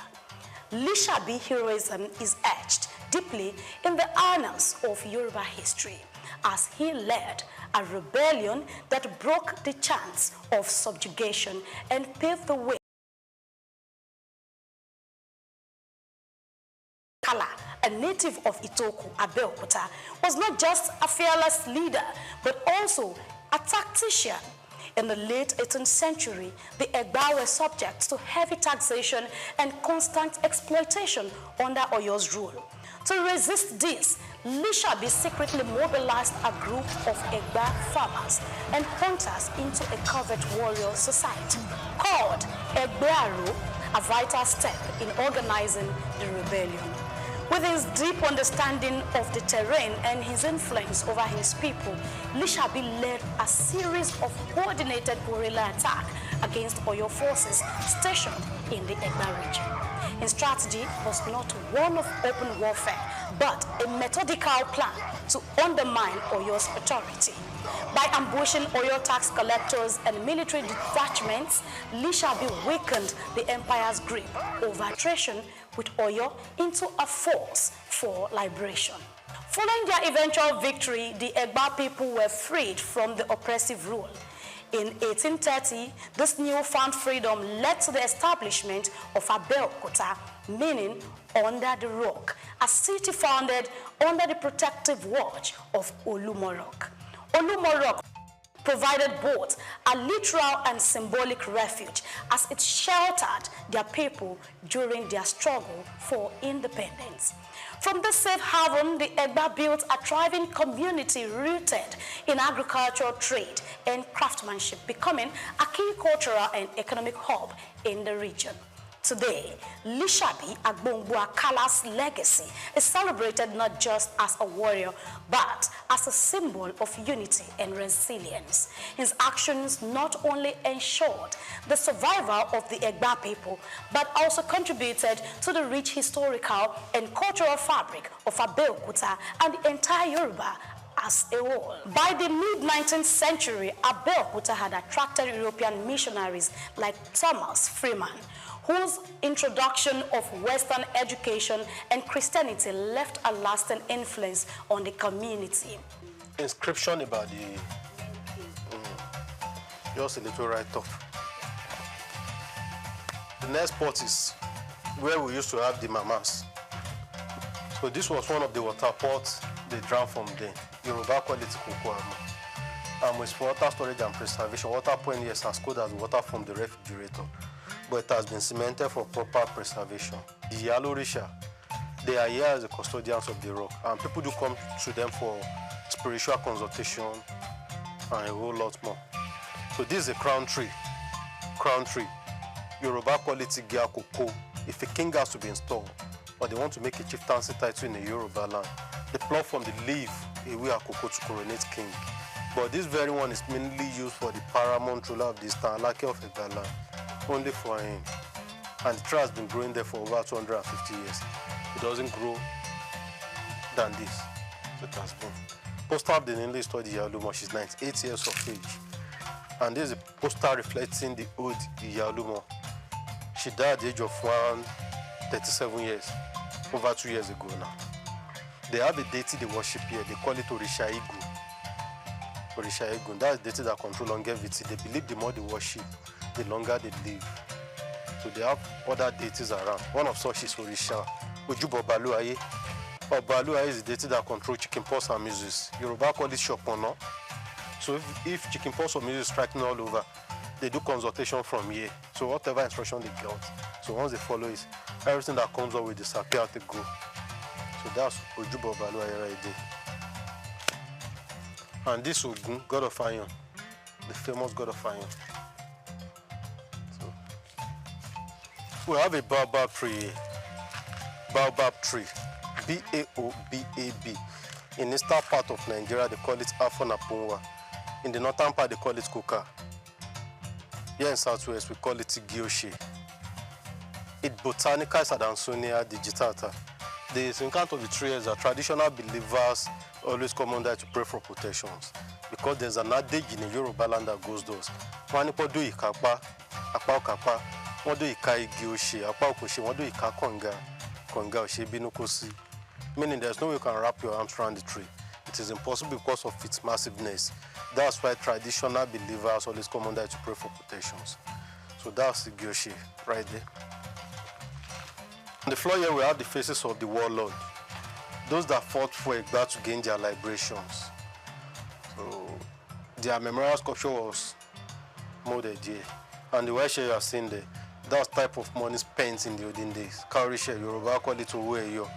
But now they know it for a fact consultation and traditional decoration.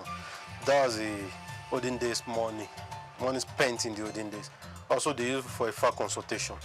The ancient route to the peak of Olumo Rock.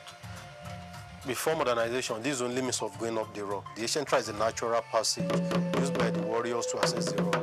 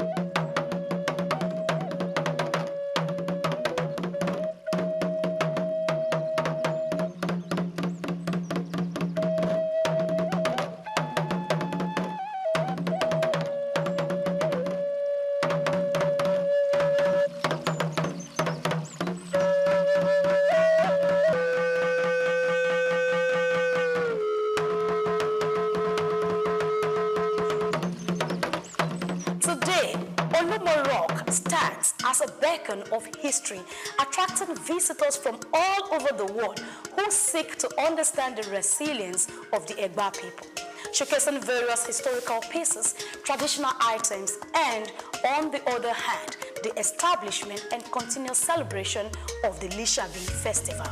In the evolution of the Egba from warriors and hunters to craftsmen, traders and national leaders, their history illustrates the power of unity and determination. Lumorok continues to tell the story of a people who overcame oppression to build a vibrant, self-sustaining community. I welcome you to the topmost part in Lumorok. From here you can see almost everywhere in Abeokuta. And the height of the rock is 137 meters above sea level. That's about 449 feet.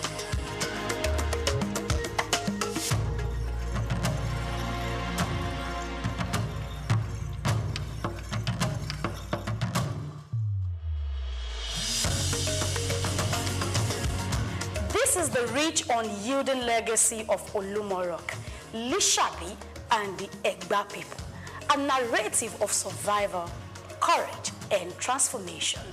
Now you see the connection. You see the missing link. I am Grace Komolafe, and this is SOUQ Perspective on SOUQ News Television.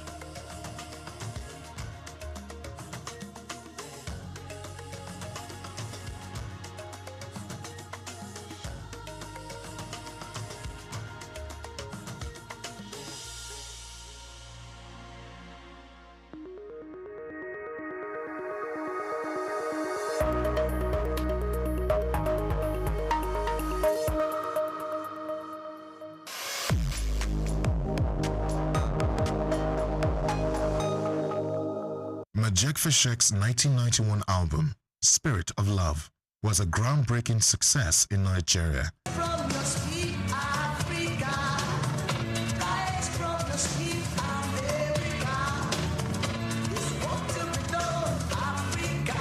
Earning critical acclaim and resonating deeply with audiences. Produced by Little Steven Van Zandt, the album masterfully blended African spiritualism, percussive rhythms, and protest songs infused with black consciousness. Fashek's distinctive sound, marked by rhythmic pauses, assertive choruses, and the inclusion of talking drums, added to the album's energetic and impactful delivery.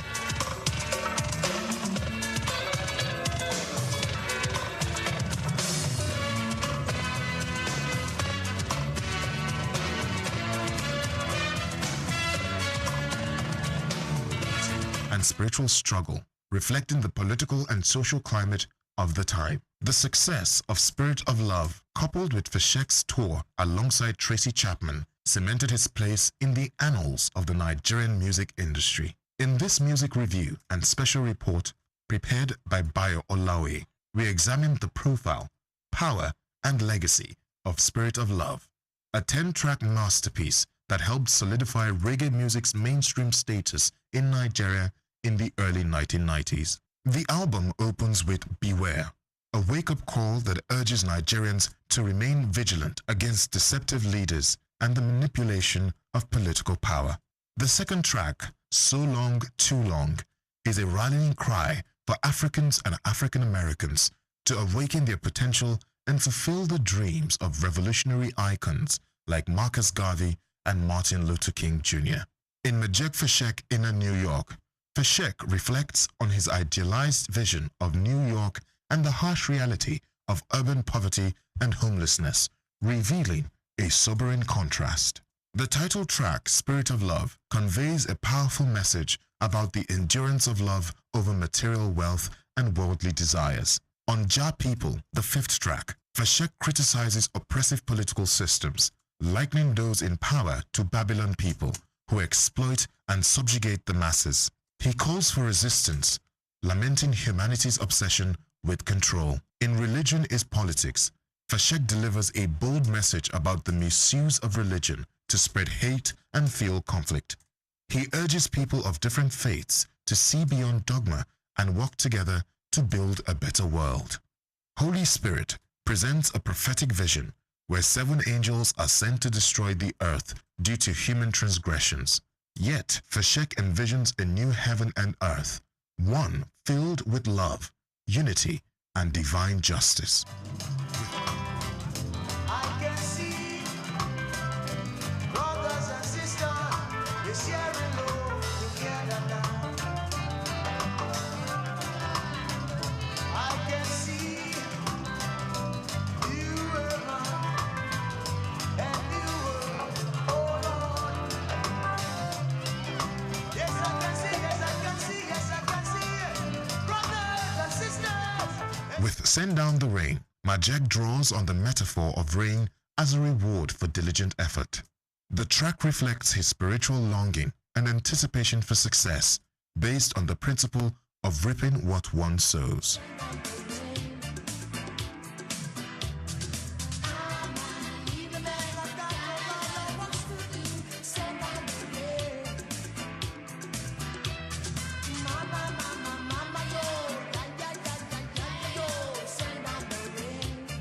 I'm Not Tired reaffirms his unwavering commitment to spreading God's message. Here, Fashek expresses spiritual resilience and praises the goodness of God, refusing to grow weary.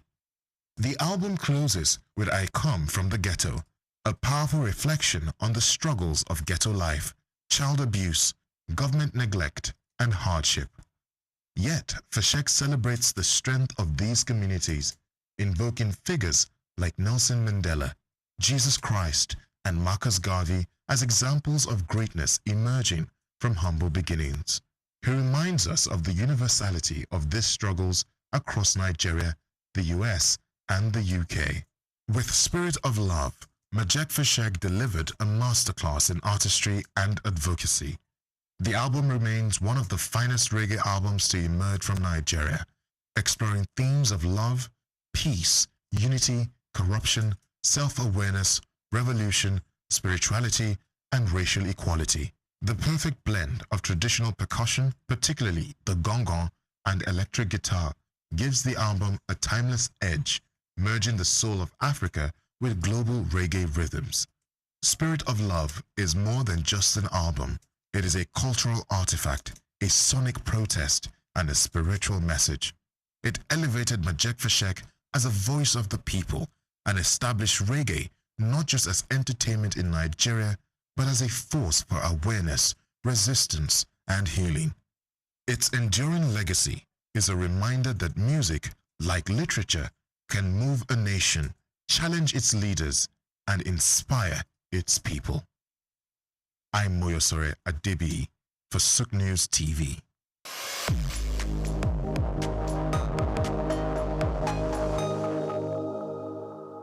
On the 7th day, by 7 a.m., a particular player that wears number 7 is on a 7 a.m. flight back to his country because he couldn't make it to his 7th World Cup. Yes, Messi is the GOAT because he has won everything and he has also won the World Cup. Not that Ronaldo is not good. Ronaldo is an awesome player, but Messi is the GOAT. When he has been comparison, Messi is better than Ronaldo because he has won everything. And including the World Cup that Ronaldo has always craved for. But now that Ronaldo is out of the World Cup, then Messi is the GOAT. Yes, now obviously it's over now because he can't even try to say he wants to come back to he wants to come to next World Cup again. So I think it's over. I know all those Ronaldo fans just shish for now. You understand what I'm saying? So it's over. Messi is the GOAT. He's the one of the one player. He has completed all his football career since when he accomplished the World Cup. Sure, you understand? So he has all the title, all the needful things player has to have in football. So Messi is the best of all time. Well, it's not a question of does that mean if Messi is the GOAT. It's just a validation of the fact that Messi is the GOAT. Because it is only legends that are still left in the World Cup. The babies are out. You know, and just like I said, on the 7th day, by 7 a.m., a particular player that wears number 7 is on a 7 a.m. flight back to his country because he couldn't make it to his 7th World Cup. So that's period. The real legends are in the game, so thank you. Got it! Yes, now Messi is good now. I've been Ronaldo fans now, but Ronaldo don't live here now. It is what it is. It is what it is.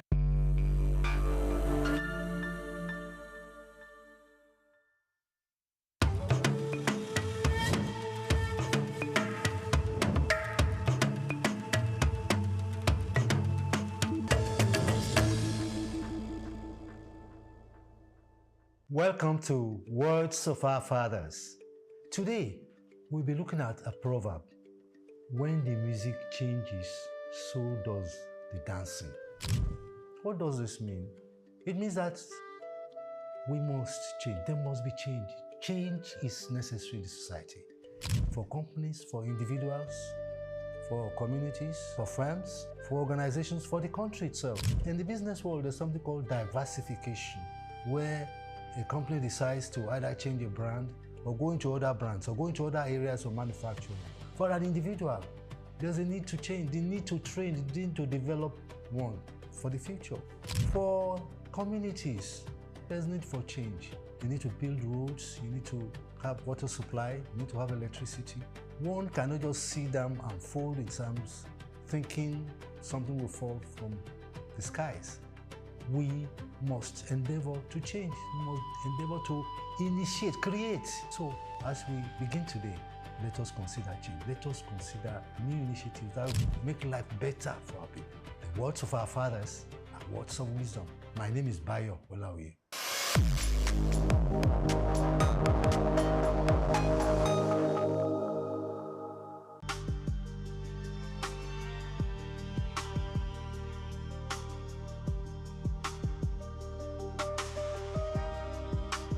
Health remains one of life's greatest assets. Without it, productivity slows, dreams fade, and families struggle under the weight of medical bills. In a city as dynamic as Lagos State, access to affordable health care has become more than a social need. It is an economic necessity. That is why the Lagos State Health Management Agency, LASHMA, says it is taking the bull by the horns, driving compulsory health insurance, widening access, and pushing reforms designed to ensure that no resident is left behind. Present at the event were the Permanent Secretary, Lagos State Health Management Agency, LASHMA, Dr. Emanuela Zamba, the Permanent Secretary, Ministry of Information and Strategy, and Chief Host, Olanrewaju Bajulaye, the Vice Chancellor of Lagos State University, Professor Ibiyemi Olatunji Bello, ably represented, officials from the education and health sectors, media professionals, partner organizations, including the International Society of Media in Public Health, as well as students and parents, all gathered for the quarterly engagement aimed at reviewing progress and strengthening public awareness. According to the report compiled by Praise Matthias, the program opened with the national anthem, followed by a welcome address that set the tone for a day focused on healthcare access, youth engagement, and accountability. Bajulaye commended students who participated in the Ilera Eko essay competition and praised parents for raising future leaders. Let me welcome you all to this very special program. Very special one in the sense that today for the first time we are actually taking care of our future. I sat down there and I saw the children and I said to myself, anything that you want done,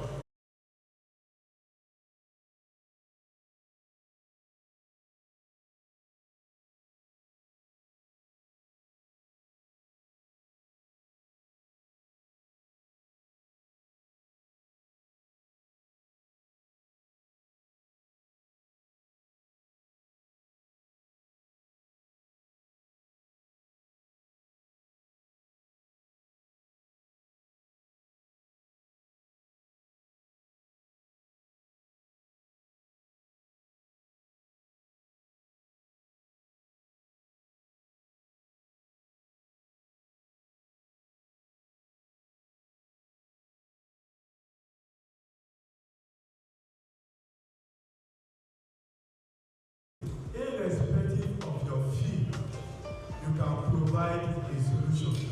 And I want to applaud you, the future leaders, that you should not delay. Your ingenuity, creativity is appreciated. I know there will be many entries. For you to have one of the winners is a team that should be appreciated and be appreciated. The Permanent Secretary of the agency, Dr. Emanuela Zamba, expressed appreciation to all guests for being present at the engagement. Speaking on the reason for the parley, she noted that it is their commitment to remain transparent and be accountable, and it is part of their deliberate efforts to keep Lagos residents informed about their activities and achievements. On the policy update, she said the agency has intensified enforcement of the executive order mandating compulsory health insurance for all Lagos residents and workers. According to her, ministries, departments, and agencies (MDAs) have undergone compliance checks, while public-facing agencies can now verify enrollment status through their portals. I am pleased to report that in the first quarter of 2026, the agency trained 72 journalists in 2 batches in collaboration with ISMPH on social health insurance. This clap for us leadership of Mr. Governor signed an executive order in 2024 mandating health insurance coverage across the state. Following this, the agency has intensified enforcement efforts across ministries, departments, and agencies, resulting in increased enrollment among public servants. We appreciate the head of service, Mr. Olabode Agboro, for inaugurating the enforcement team and issuing directives that have significantly strengthened compliance. Today, I am pleased to inform you that the agency has completed its first compliance assessment of NDAs. Agency with public interface can now verify residents' enrollment status seamlessly through their portals. In addition, LASHMA has expanded stakeholder engagement across local government areas and local council development areas in line with recommendations from previous engagements. To further improve operational efficiency, the agency has restructured its sales department, introducing roles such as cluster managers for the senatorial districts, area coordinators for the local governments and local council development areas. This restructuring enhances grassroots presence, expands access to enrollment points, and simplifies administration processes across the state. Healthcare providers are also being trained in line with the executive order, and the next phase of enforcement will focus on provider compliance. Providing updates on implementation of the governor's executive order, Technical Assistant to the Permanent Secretary, Dr. Nifesimi Akinagbe, said enforcement is progressing in phases. The first phase targets ministry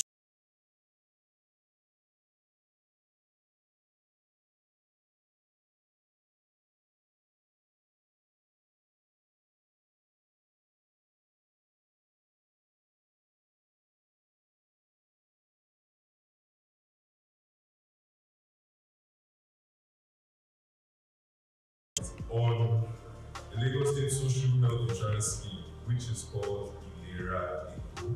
So what I've said in all that English is that Ilera Eco is now compulsory in Lagos State. That's what that executive order is saying. Apart from the baseline assessment at the MDAs, we also need what we call the facility compliance readiness assessment. We went into the facilities. So all these hospitals, we wanted to make sure that they were ready to provide quality services. So if we are saying that, as I've been mentioning, and some private hospitals. So for the phase 2 and phase 3, we're going to the secondary facilities like the general hospitals and also the tertiary facilities, the federal tertiary facilities as well. Apart from public awareness and traffic engagement, one of our other major responsibilities as stipulated in the executive order is vulnerable coverage. So individuals that can executive order is vulnerable coverage. So individuals that cannot pay for a Eco, they cannot afford it. The government has made provision, and that's what we call the equity fund. And this equity fund has been increased from 1 billion to 3 billion in 2025, if I'm not mistaken. And currently we do what we call town halls. For individuals that have been enrolled under the equity fund, we go into the communities. Under the equity fund, we go into the communities and conduct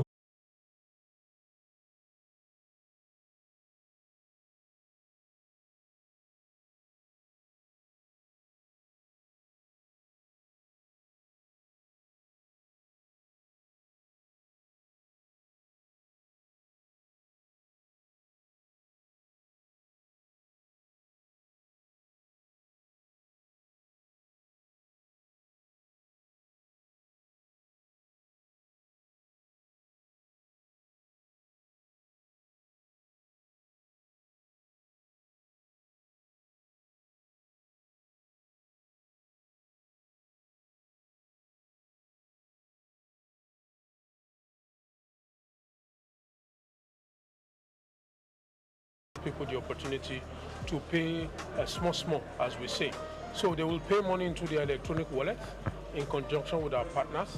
And when this amount of money completes the full premium, for instance, 15,000 for an individual, they can be activated and they can access care at the hospital end. There are other benefits that we'll be introducing as we get started, but we need to take it in phase by phase.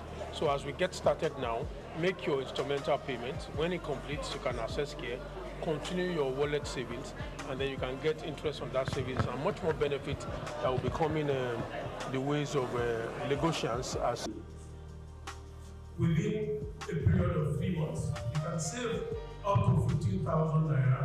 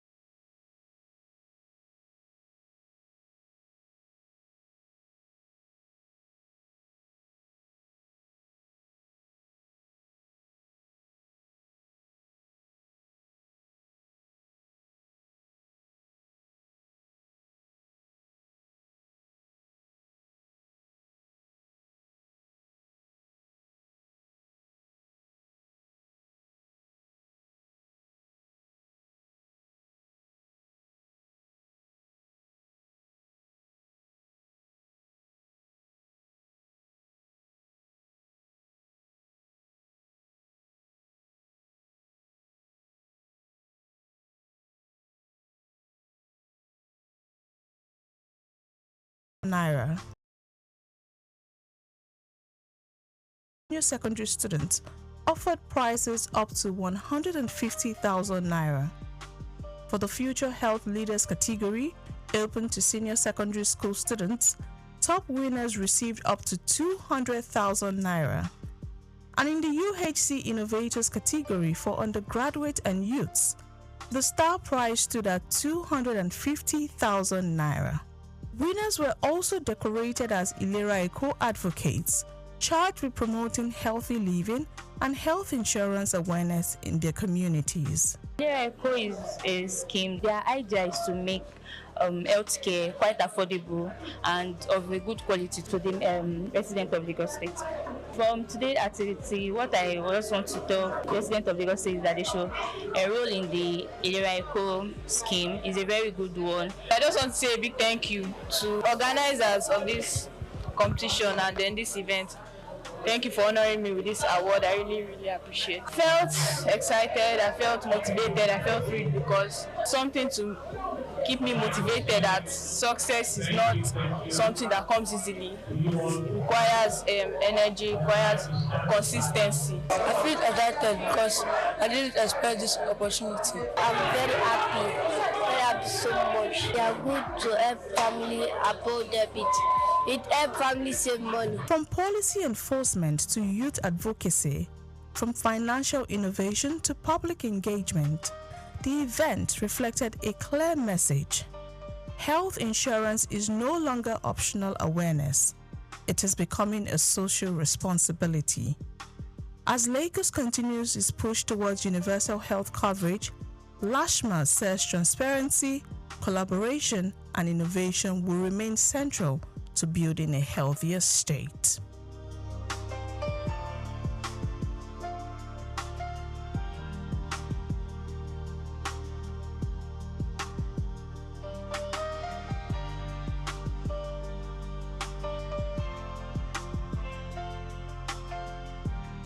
It's about 225,526 metric tons of coconut in 2021, according to Association of Nigeria. She explained that entrepreneurs were already exporting some of the byproducts of the crop on a small scale. Agbele Kale called on the government to assist in boosting the production of the crop to enable it to earn foreign exchange for the country, saying that Nigeria was here to fully harness the economic benefits from jobs and boosting supply for processors. Coir, the fiber from coconut husk, is used in making ropes rugs, mats, brushes, caulking for boats, and stuffing for fiber mattresses. The fronts, the leaves, are used for brooms, cooking squares, woven into mats, or burnt to ash to yield lime. Husk and shells are a source of charcoal and can be used for fuel. Miss Chune Chukwu, an accountant with a manufacturing firm in Ikeja, told me that she started using coconut oil on her hair in 2022 owing to its health benefits and has not applied any other oil to her hair since then.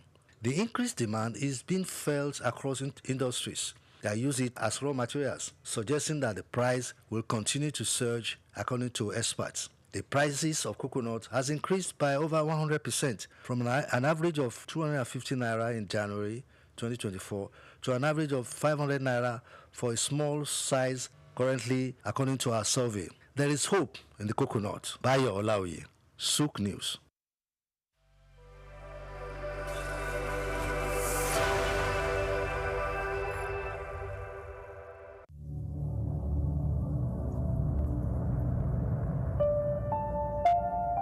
It begins with the ordinary. A shopper walks into a supermarket, picks a product from the shelf, marked 2,000 naira, and gets to the counter only to be told it costs 2,400 naira. To most Nigerians, it's just another frustrating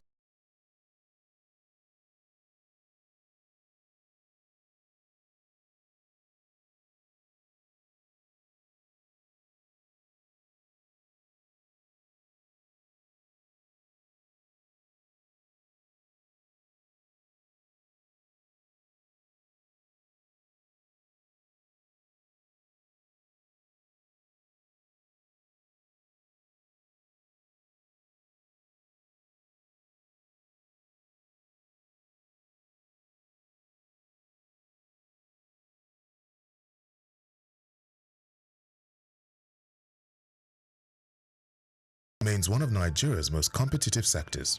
Yet, beneath its vibrancy lies a network of compliance hurdles and market pressure points.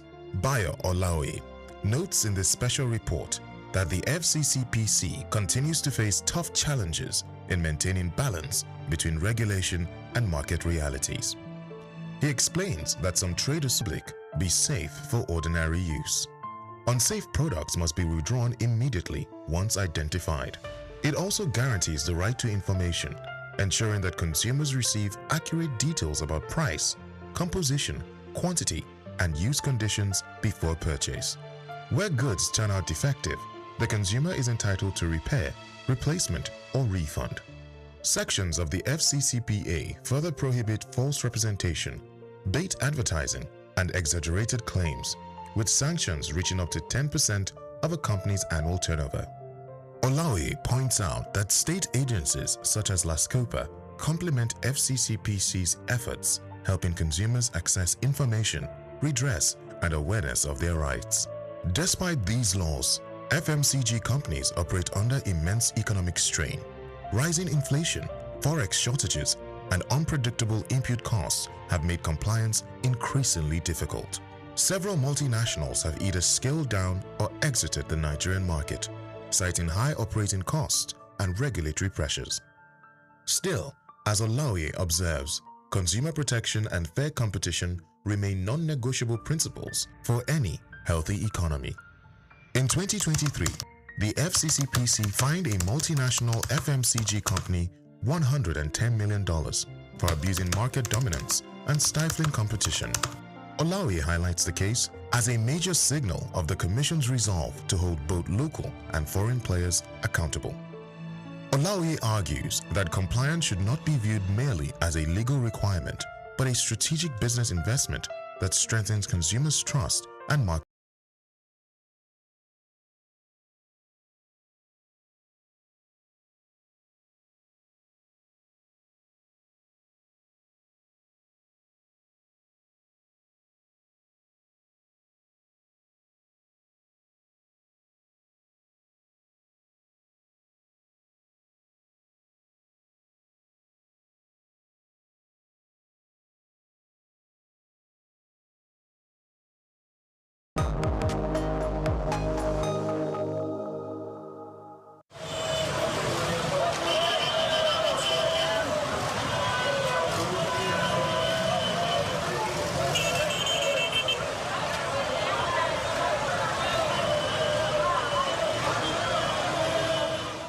traffic regulations are practices put in place in both developed and underdeveloped countries. They are designed to ensure the safety of all road users, reduce accidents, and promote orderly movement. Either you are a driver or a passenger, every road user is required to understand and follow these laws. Under obligations, drivers must possess a valid driver's license issued by the authorized body. In Nigeria, this is the Federal Road Safety Corps, FRSC. Individual, like I've just said, most Nigerians, as we know, celebrate their date of birth. And as such, when you obtain a driver's license, say for 3 years or 5 years, you already know if you do it today, in the next 5 years, when you do for renewal, you don't have to even wait until that date. By law, a month to that date, you should start processing the renewal of the driver's license. While other countries have their respective designated authorities, vehicles must also be properly registered and insured, with up-to-date documentation readily available when requested by law enforcement officers. Mandatory rules include observing speed limits, which vary depending on the road type. In cities, the limit is 50 km per hour, increasing to 80 km per hour on highways and 100 km per hour on expressways. Before hitting the road, seat belts are mandatory for both drivers and front seat passengers. Also, all traffic signs, signals, and road markings must be obeyed. Drivers must remember that using a mobile phone while driving is a punishable offense unless assisted by a hands-free device.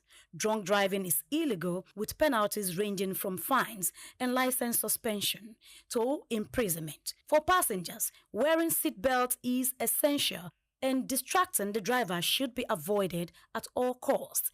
In public transport, any reckless driving should be reported to the authorities, and pedestrians, on the other hand, must also cross at designated pedestrian crossings, zebra crossings, or pedestrian bridges where available. They should follow pedestrian traffic lights and only cross when the signal indicates it is safe. Looking left, right, and left again before stepping onto the road is crucial and should avoid running while crossing. Making eye contacts with approaching vehicles ensures they see you before you proceed. By following traffic regulations, road users can prevent accidents, protect lives, and contribute to smoother transportation for everyone. Grace Komolafe, SOUQ News Television.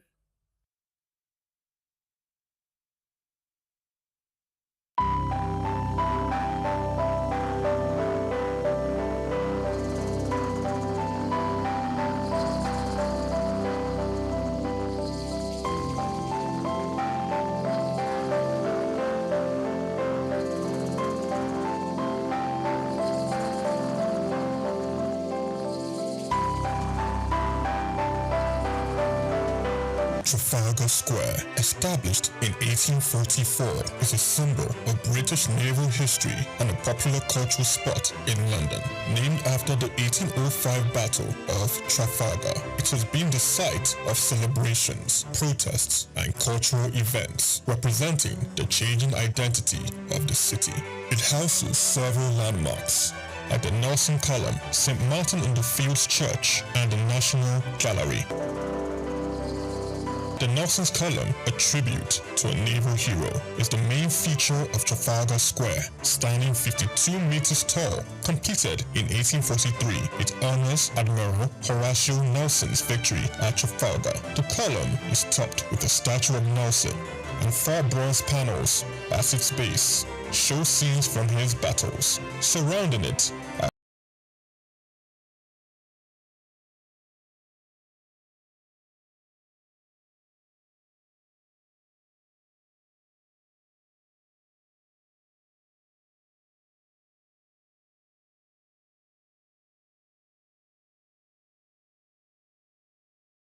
whenever there's a celebration, a protest. It's a public space that's very important for a lot of, not just people that live in London, but for the UK. You know, it's a place where people would congregate. You know, I remember being here all around the 2012 Olympics. It was very much one of the centerpieces of British culture.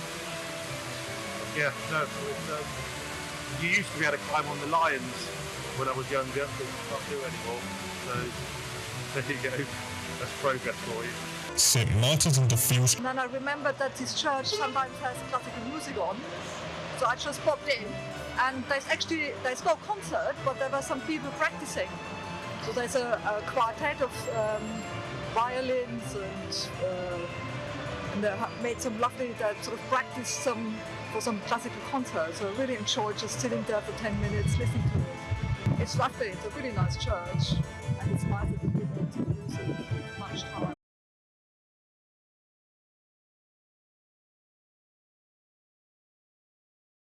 Navy have renewed their strategic partnership after 19 years. Nigeria, Egypt, and Algeria failed to make significant improvements in fiscal transparency. This is according to the United States State Department's 2026 Fiscal Transparency Report. The Swiss government has recommended that Parliament reject an initiative seeking to block a new agreement between Switzerland and the European Union. In sport news, Chelsea have set Friday as the deadline for clubs interested in Enzo Fernandez to submit offers of at least £120 million for the midfielder. We'll bring you details of these headlines and more stories in a moment.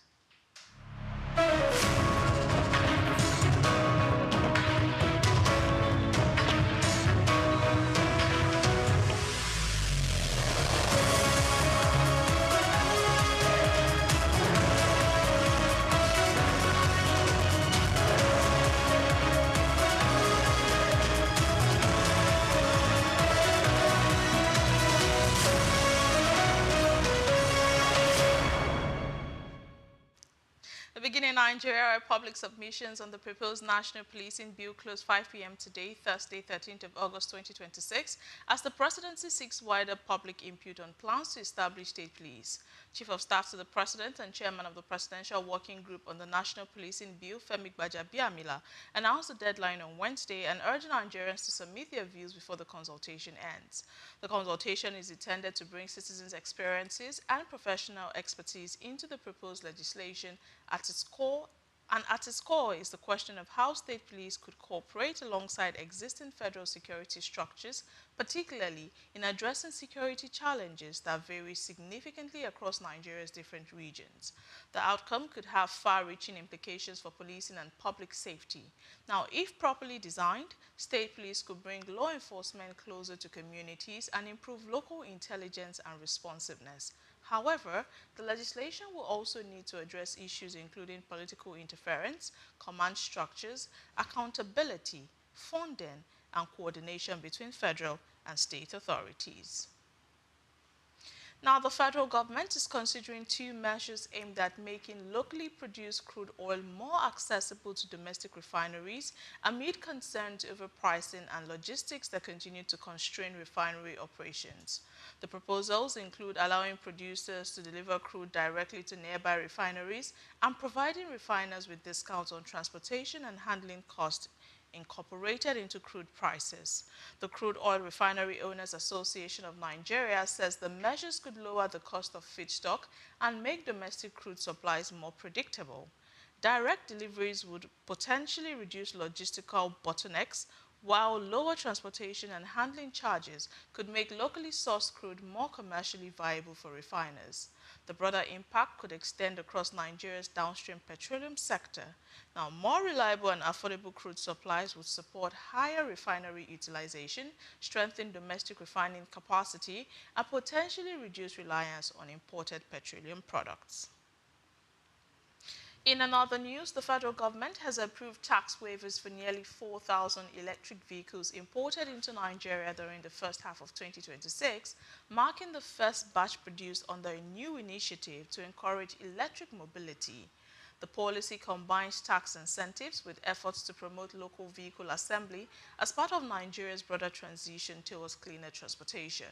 The incentives could lower the upfront cost of electric vehicles and make them more attractive to consumers and businesses. They could also improve the investment case for local assembly plants, potentially creating opportunities for manufacturing, technical skills development, and new businesses across the electric mobility value chain. However, the policy faces significant infrastructure constraints. Nigeria continues to contend with unreliable electricity supply and limited charging facilities, making widespread electronic vehicle adoption difficult unless charging networks and power reliability improve alongside tax incentives. The waivers may accelerate imports without delivering a comparable expansion in practical electric vehicle use. Now, Nigeria produced an average of 1.505 million barrels of crude oil per day in July, slightly above its OPEC plus quota of 1.5 million barrels per day, according to data received from the Nigerian Upstream Petroleum Regulatory Commission, NUPRC. It is the third consecutive month in which the country has exceeded its allocation, while condensate production averaged 0.17 million barrels per day. Combined crude and condensate output therefore reached an average of 1.6 million barrels per day, with daily production peaking at 1.78 million barrels and falling to a recorded low of 1.57 million barrels. The figures point to sustained improvement in production levels despite the operational and security challenges that have historically affected Nigeria's oil industry. Higher production could provide additional government revenue and strengthen export earnings if the trend is sustained. It also improves Nigeria's position as the country seeks to attract investment into the upstream sector. In the meantime, the Nigerian Maritime Administration and Safety Agency, NIMASA, and the Nigerian Navy have renewed a strategic partnership after 19 years, signing a new Memorandum of Understanding MOU to strengthen security and safety across Nigeria's maritime domain. The agreement is intended to improve coordination and joint enforcement between the two institutions.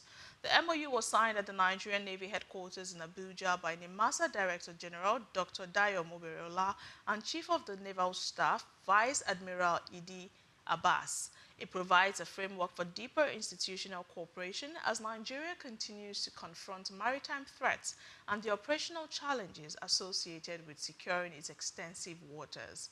Stronger coordinations could improve Nigeria's ability to prevent and respond to maritime crime, enforce regulations, and protect commercial activity at sea. The Central Bank of Nigeria, CBN, has removed restrictions that prevented financial institutions participating in the foreign exchange market and primary government securities auctions from accessing its discount window. The Apex Bank has also revised its open market operation rules, restoring tenured repurchased operations with maturities ranging from 4 to 90 days. The revised framework also expands access to government securities to individuals, corporate and non-bank financial institutions. The changes give a broader range of market participants access to instruments that can support liquidity management and investment, while giving financial institutions greater flexibility in managing short-term funding needs. The reforms could strengthen the transmission of monetary policy by allowing liquidity to move more efficiently through the financial system. Now, broader participation could also deepen Nigeria's financial markets and improve price discovery. You're still watching the world news on SOUQ News Television. We'll take a break. When we come back, we'll move straight into African and foreign stories. Do stay with us.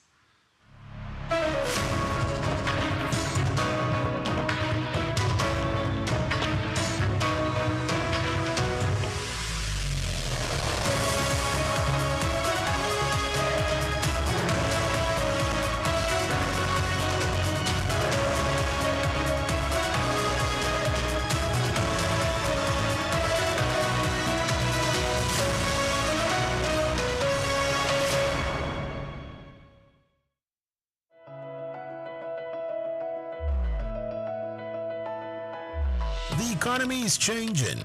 Technology is advancing. Industries are evolving. The question is, are your skills keeping up? Today's job market rewards adaptability.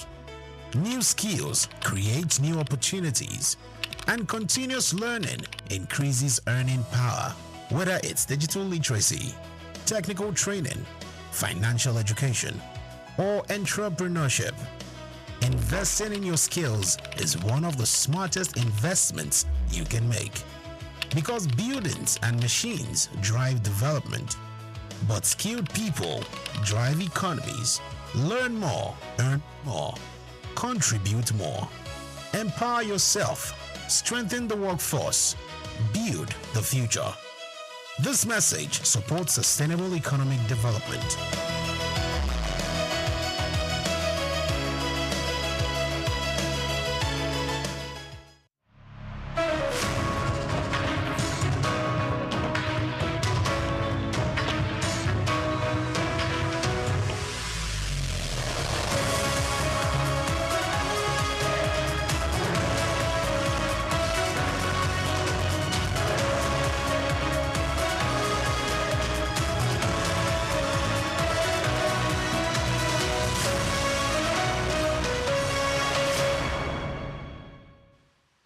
Now, Nigeria, Egypt, and Algeria have been identified as making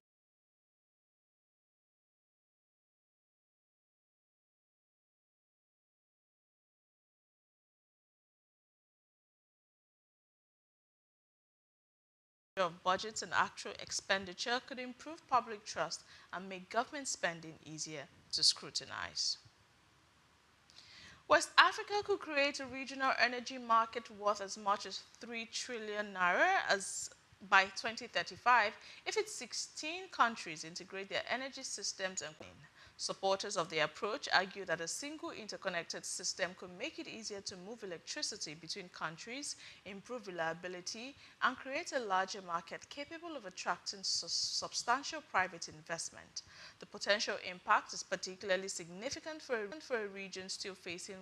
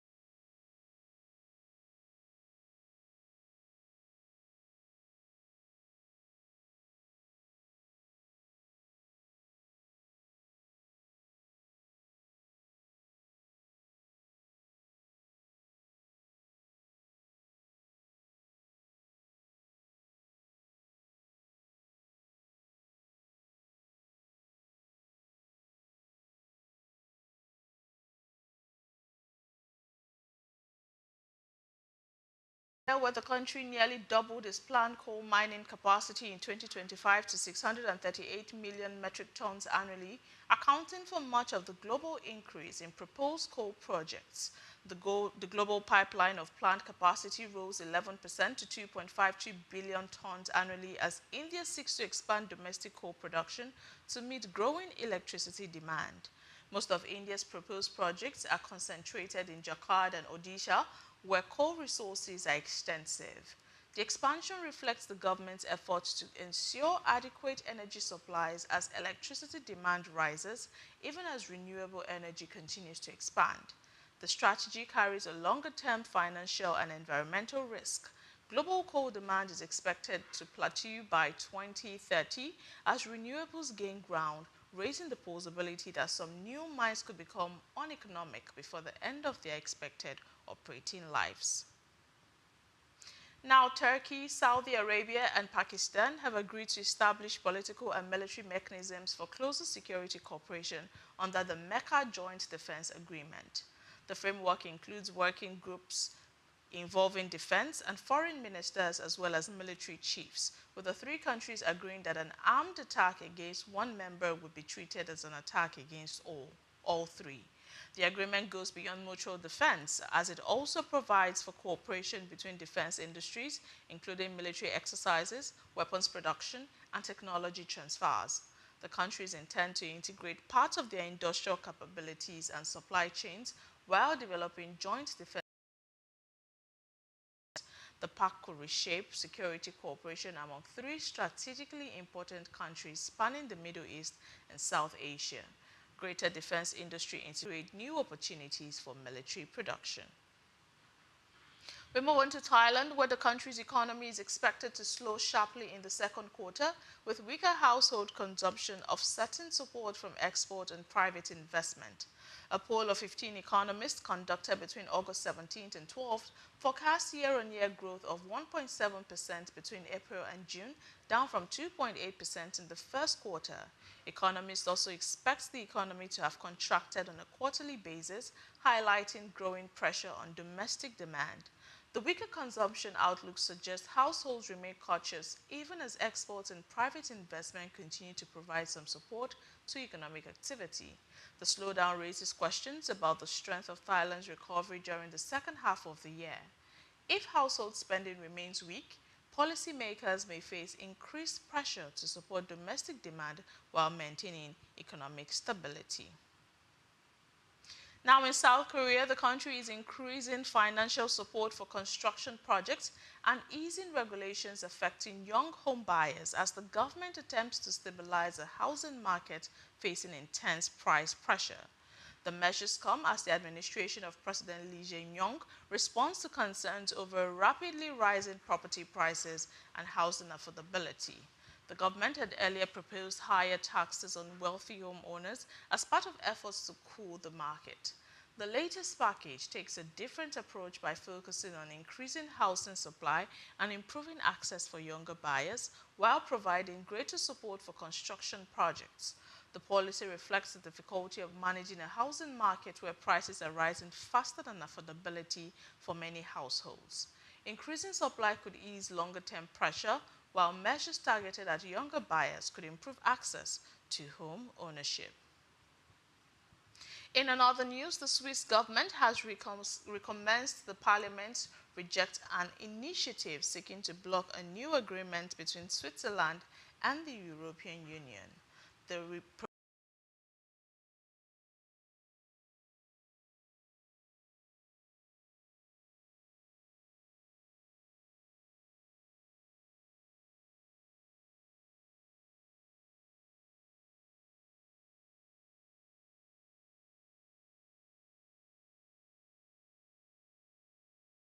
group.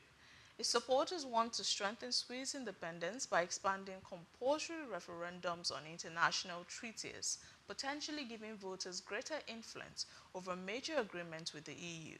The dispute highlights Switzerland's long-standing challenge of balancing political independence with economic integration. Now, the EU near the end of the Second World War and claimed by Tokyo. Now, Japan maintains that resolving the territorial dispute is necessary for concluding a formal peace treaty with Russia. Tokyo has strongly condemned the visit, with Prime Minister Sani Takaichi warning that it complicates future diplomatic and commercial relations between the two countries. Now, the visit comes as regional tensions are already elevated and Russia's relations with Japan remain strained by Tokyo's sanctions over Russia's invasion of Ukraine.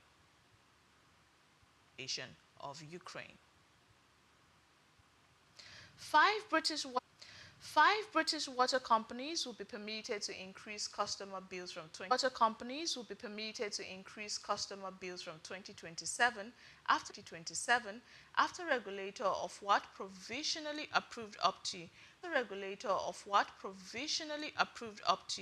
£3.4 billion in additional spending on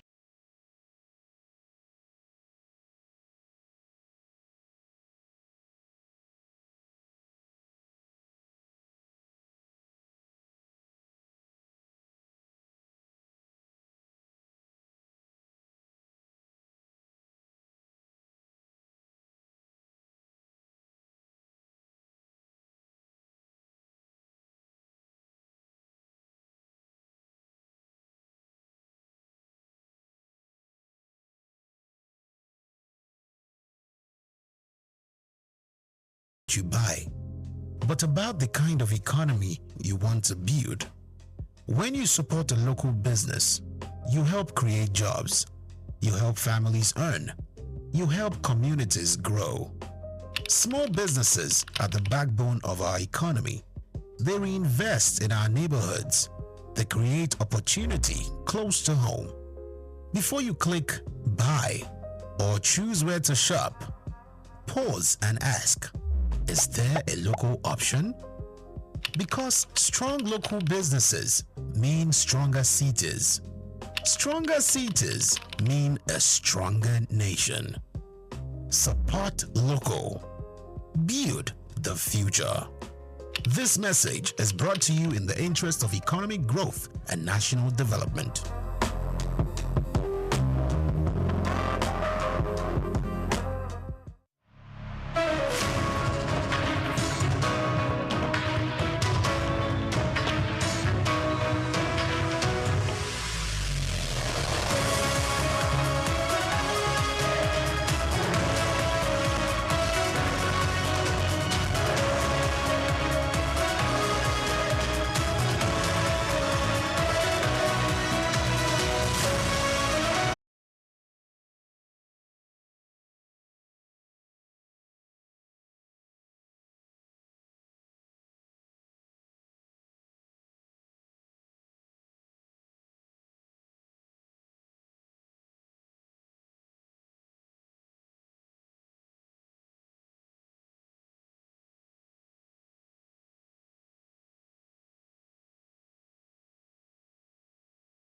Ireland has withdrawn its earlier backing, citing concerns about governance, transparency, and consultation.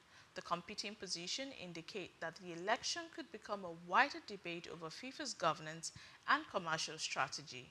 Now, strong federation support could also help Infantino retain his position, but continued opposition from major confederations could make the organization's internal divisions more visible. And finally, Chelsea have set Friday as the deadline for clubs interested in Enzo Fernandez to submit offers of at least £120 million for the midfielder. The Argentina international's future at Stamford Bridge has been uncertain since March, when he reportedly raised the possibility of leaving the club for Real Madrid.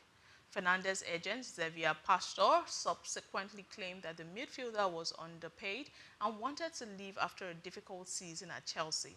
The London club has now placed a substantial valuation on the 25-year-old, signaling that it will only consider a departure if a major financial offer is made.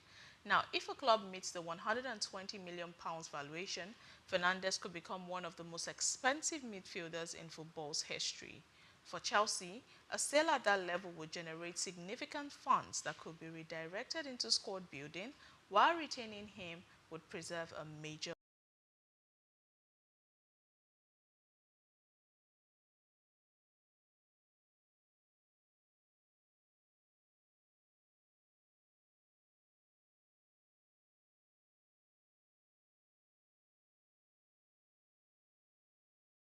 Nigerian Maritime Administration and Safety Agency (NIMASA) and the Nigerian Navy have renewed their strategic partnership after 19 years.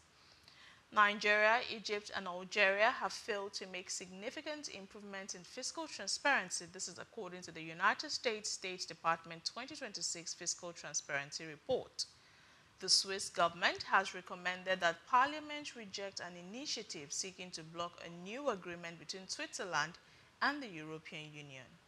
And in sport news, Chelsea have set Friday as the deadline for clubs interested in Enzo Fernandez to submit offers of at least £120 million for the midfielder. Many thanks for watching. Do not forget to follow us across all of our social media platforms at SOUQ News TV and SOUQ Digital. I am Sarah Owusu-Ansah. Have a beautiful afternoon.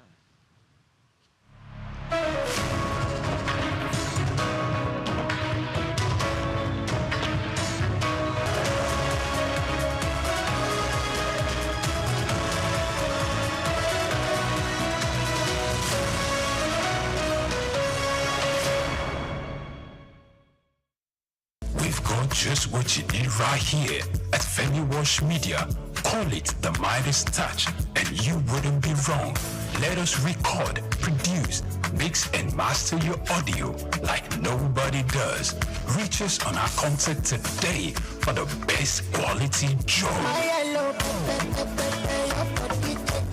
Anthony Onyemachi Elumelu was born on the 22nd of March 1963 in Jos, North Central Nigeria, to Susanna Dominic Elumelu.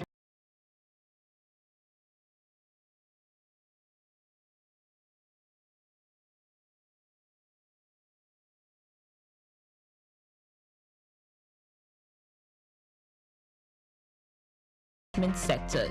He founded the Tony Elumelu Foundation, which aims to empower African entrepreneurs through comprehensive training, mentorships, and funding opportunities.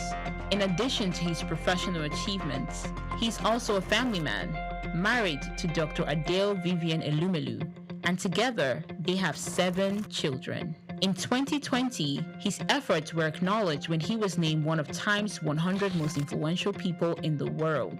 Anthony Elumelu's net worth is estimated to be around $700 million.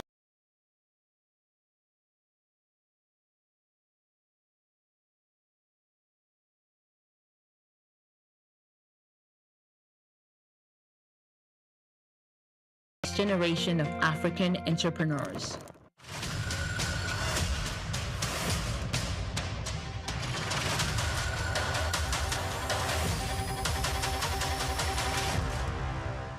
Afrobeats is a classic overnight success story, except it didn't happen overnight. I'm happy to be here. One of the key things about the Omniverse is that it's designed to go beyond an event and designed to be fully something that people can engage beyond the summit. The point being that Nigeria has so much to bring to the world in terms of these things, but we will be bringing fresh energy, fresh ideas, a fresh engagement, and we're obviously open to collaboration. But hip-hop, it's never dies. What's the difference between Thor and Shango? Thor is approaching $50 billion in revenue. Shango's broke somewhere outside Lagos. And that's a lack of imagination on our part, Africa, and they're all Nigerian. So to be seen and to be noticed is very hard if you're not in the place where all the noise is being made.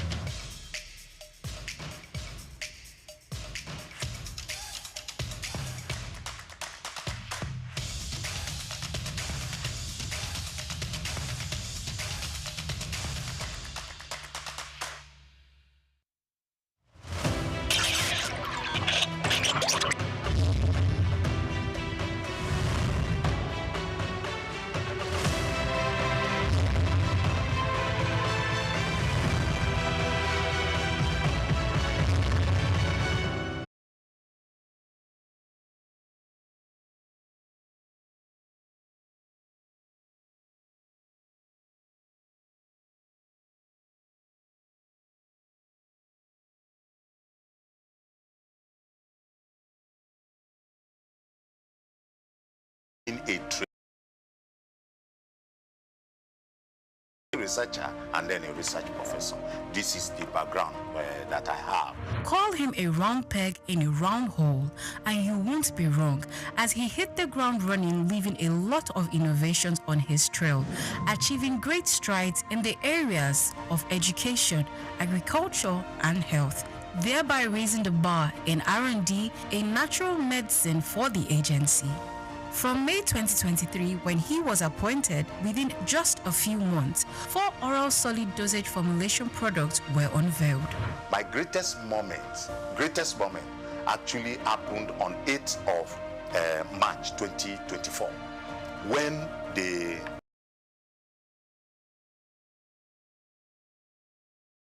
came to Lagos in the campus of NNMDA here to launch 4 oral solid dosage forms. It was not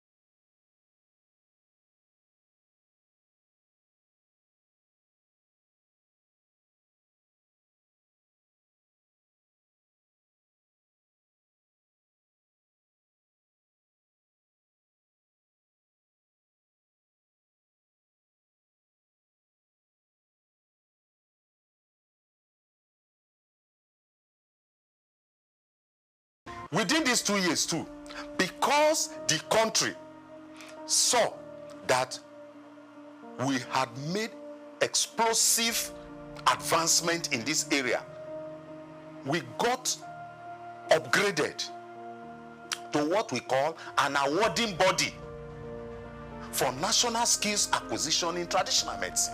One of the best medicinal gardens that you can find in Africa right now is in this country, owned by the Nigerian Natural Medicine Development Agency, and we did it these 2 years. In fact, two of our products that is waiting for Mr. President launch was we got our raw materials from our Nasarawa State Farm in Karo. Nigeria is the largest producer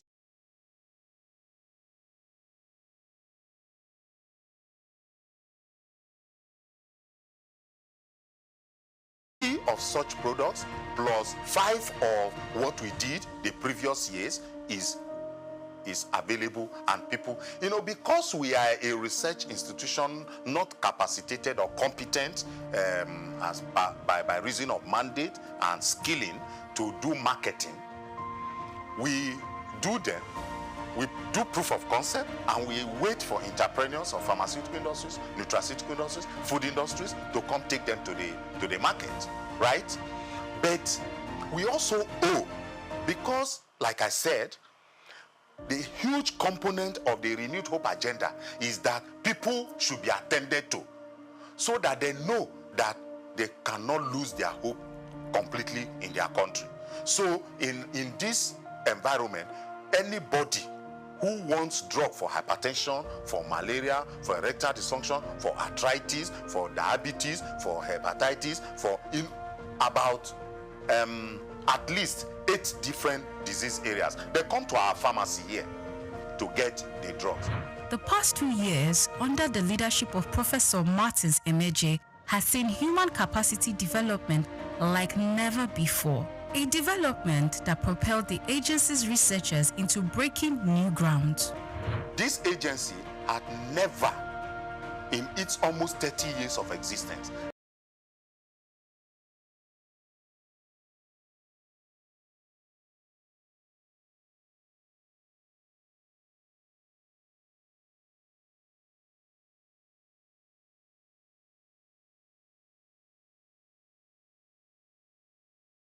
seven of my staff have gone to India.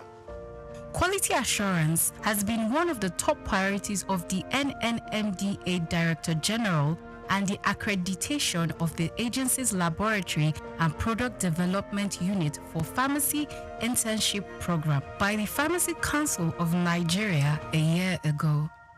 Under the watch of Professor Martins Emeje, the agency recently graduated its pioneer pharmacy interns. I went into nanotechnology or nanosciences after PhD, and I had to go out of the country to train in this area for more than 4 years. So it's an area that I'm keen about. I'm one of the first people, if not the first, in Nigeria to have put in practice nanotechnology. What it has done to me as someone who studied Western pharmacy, which is more like macro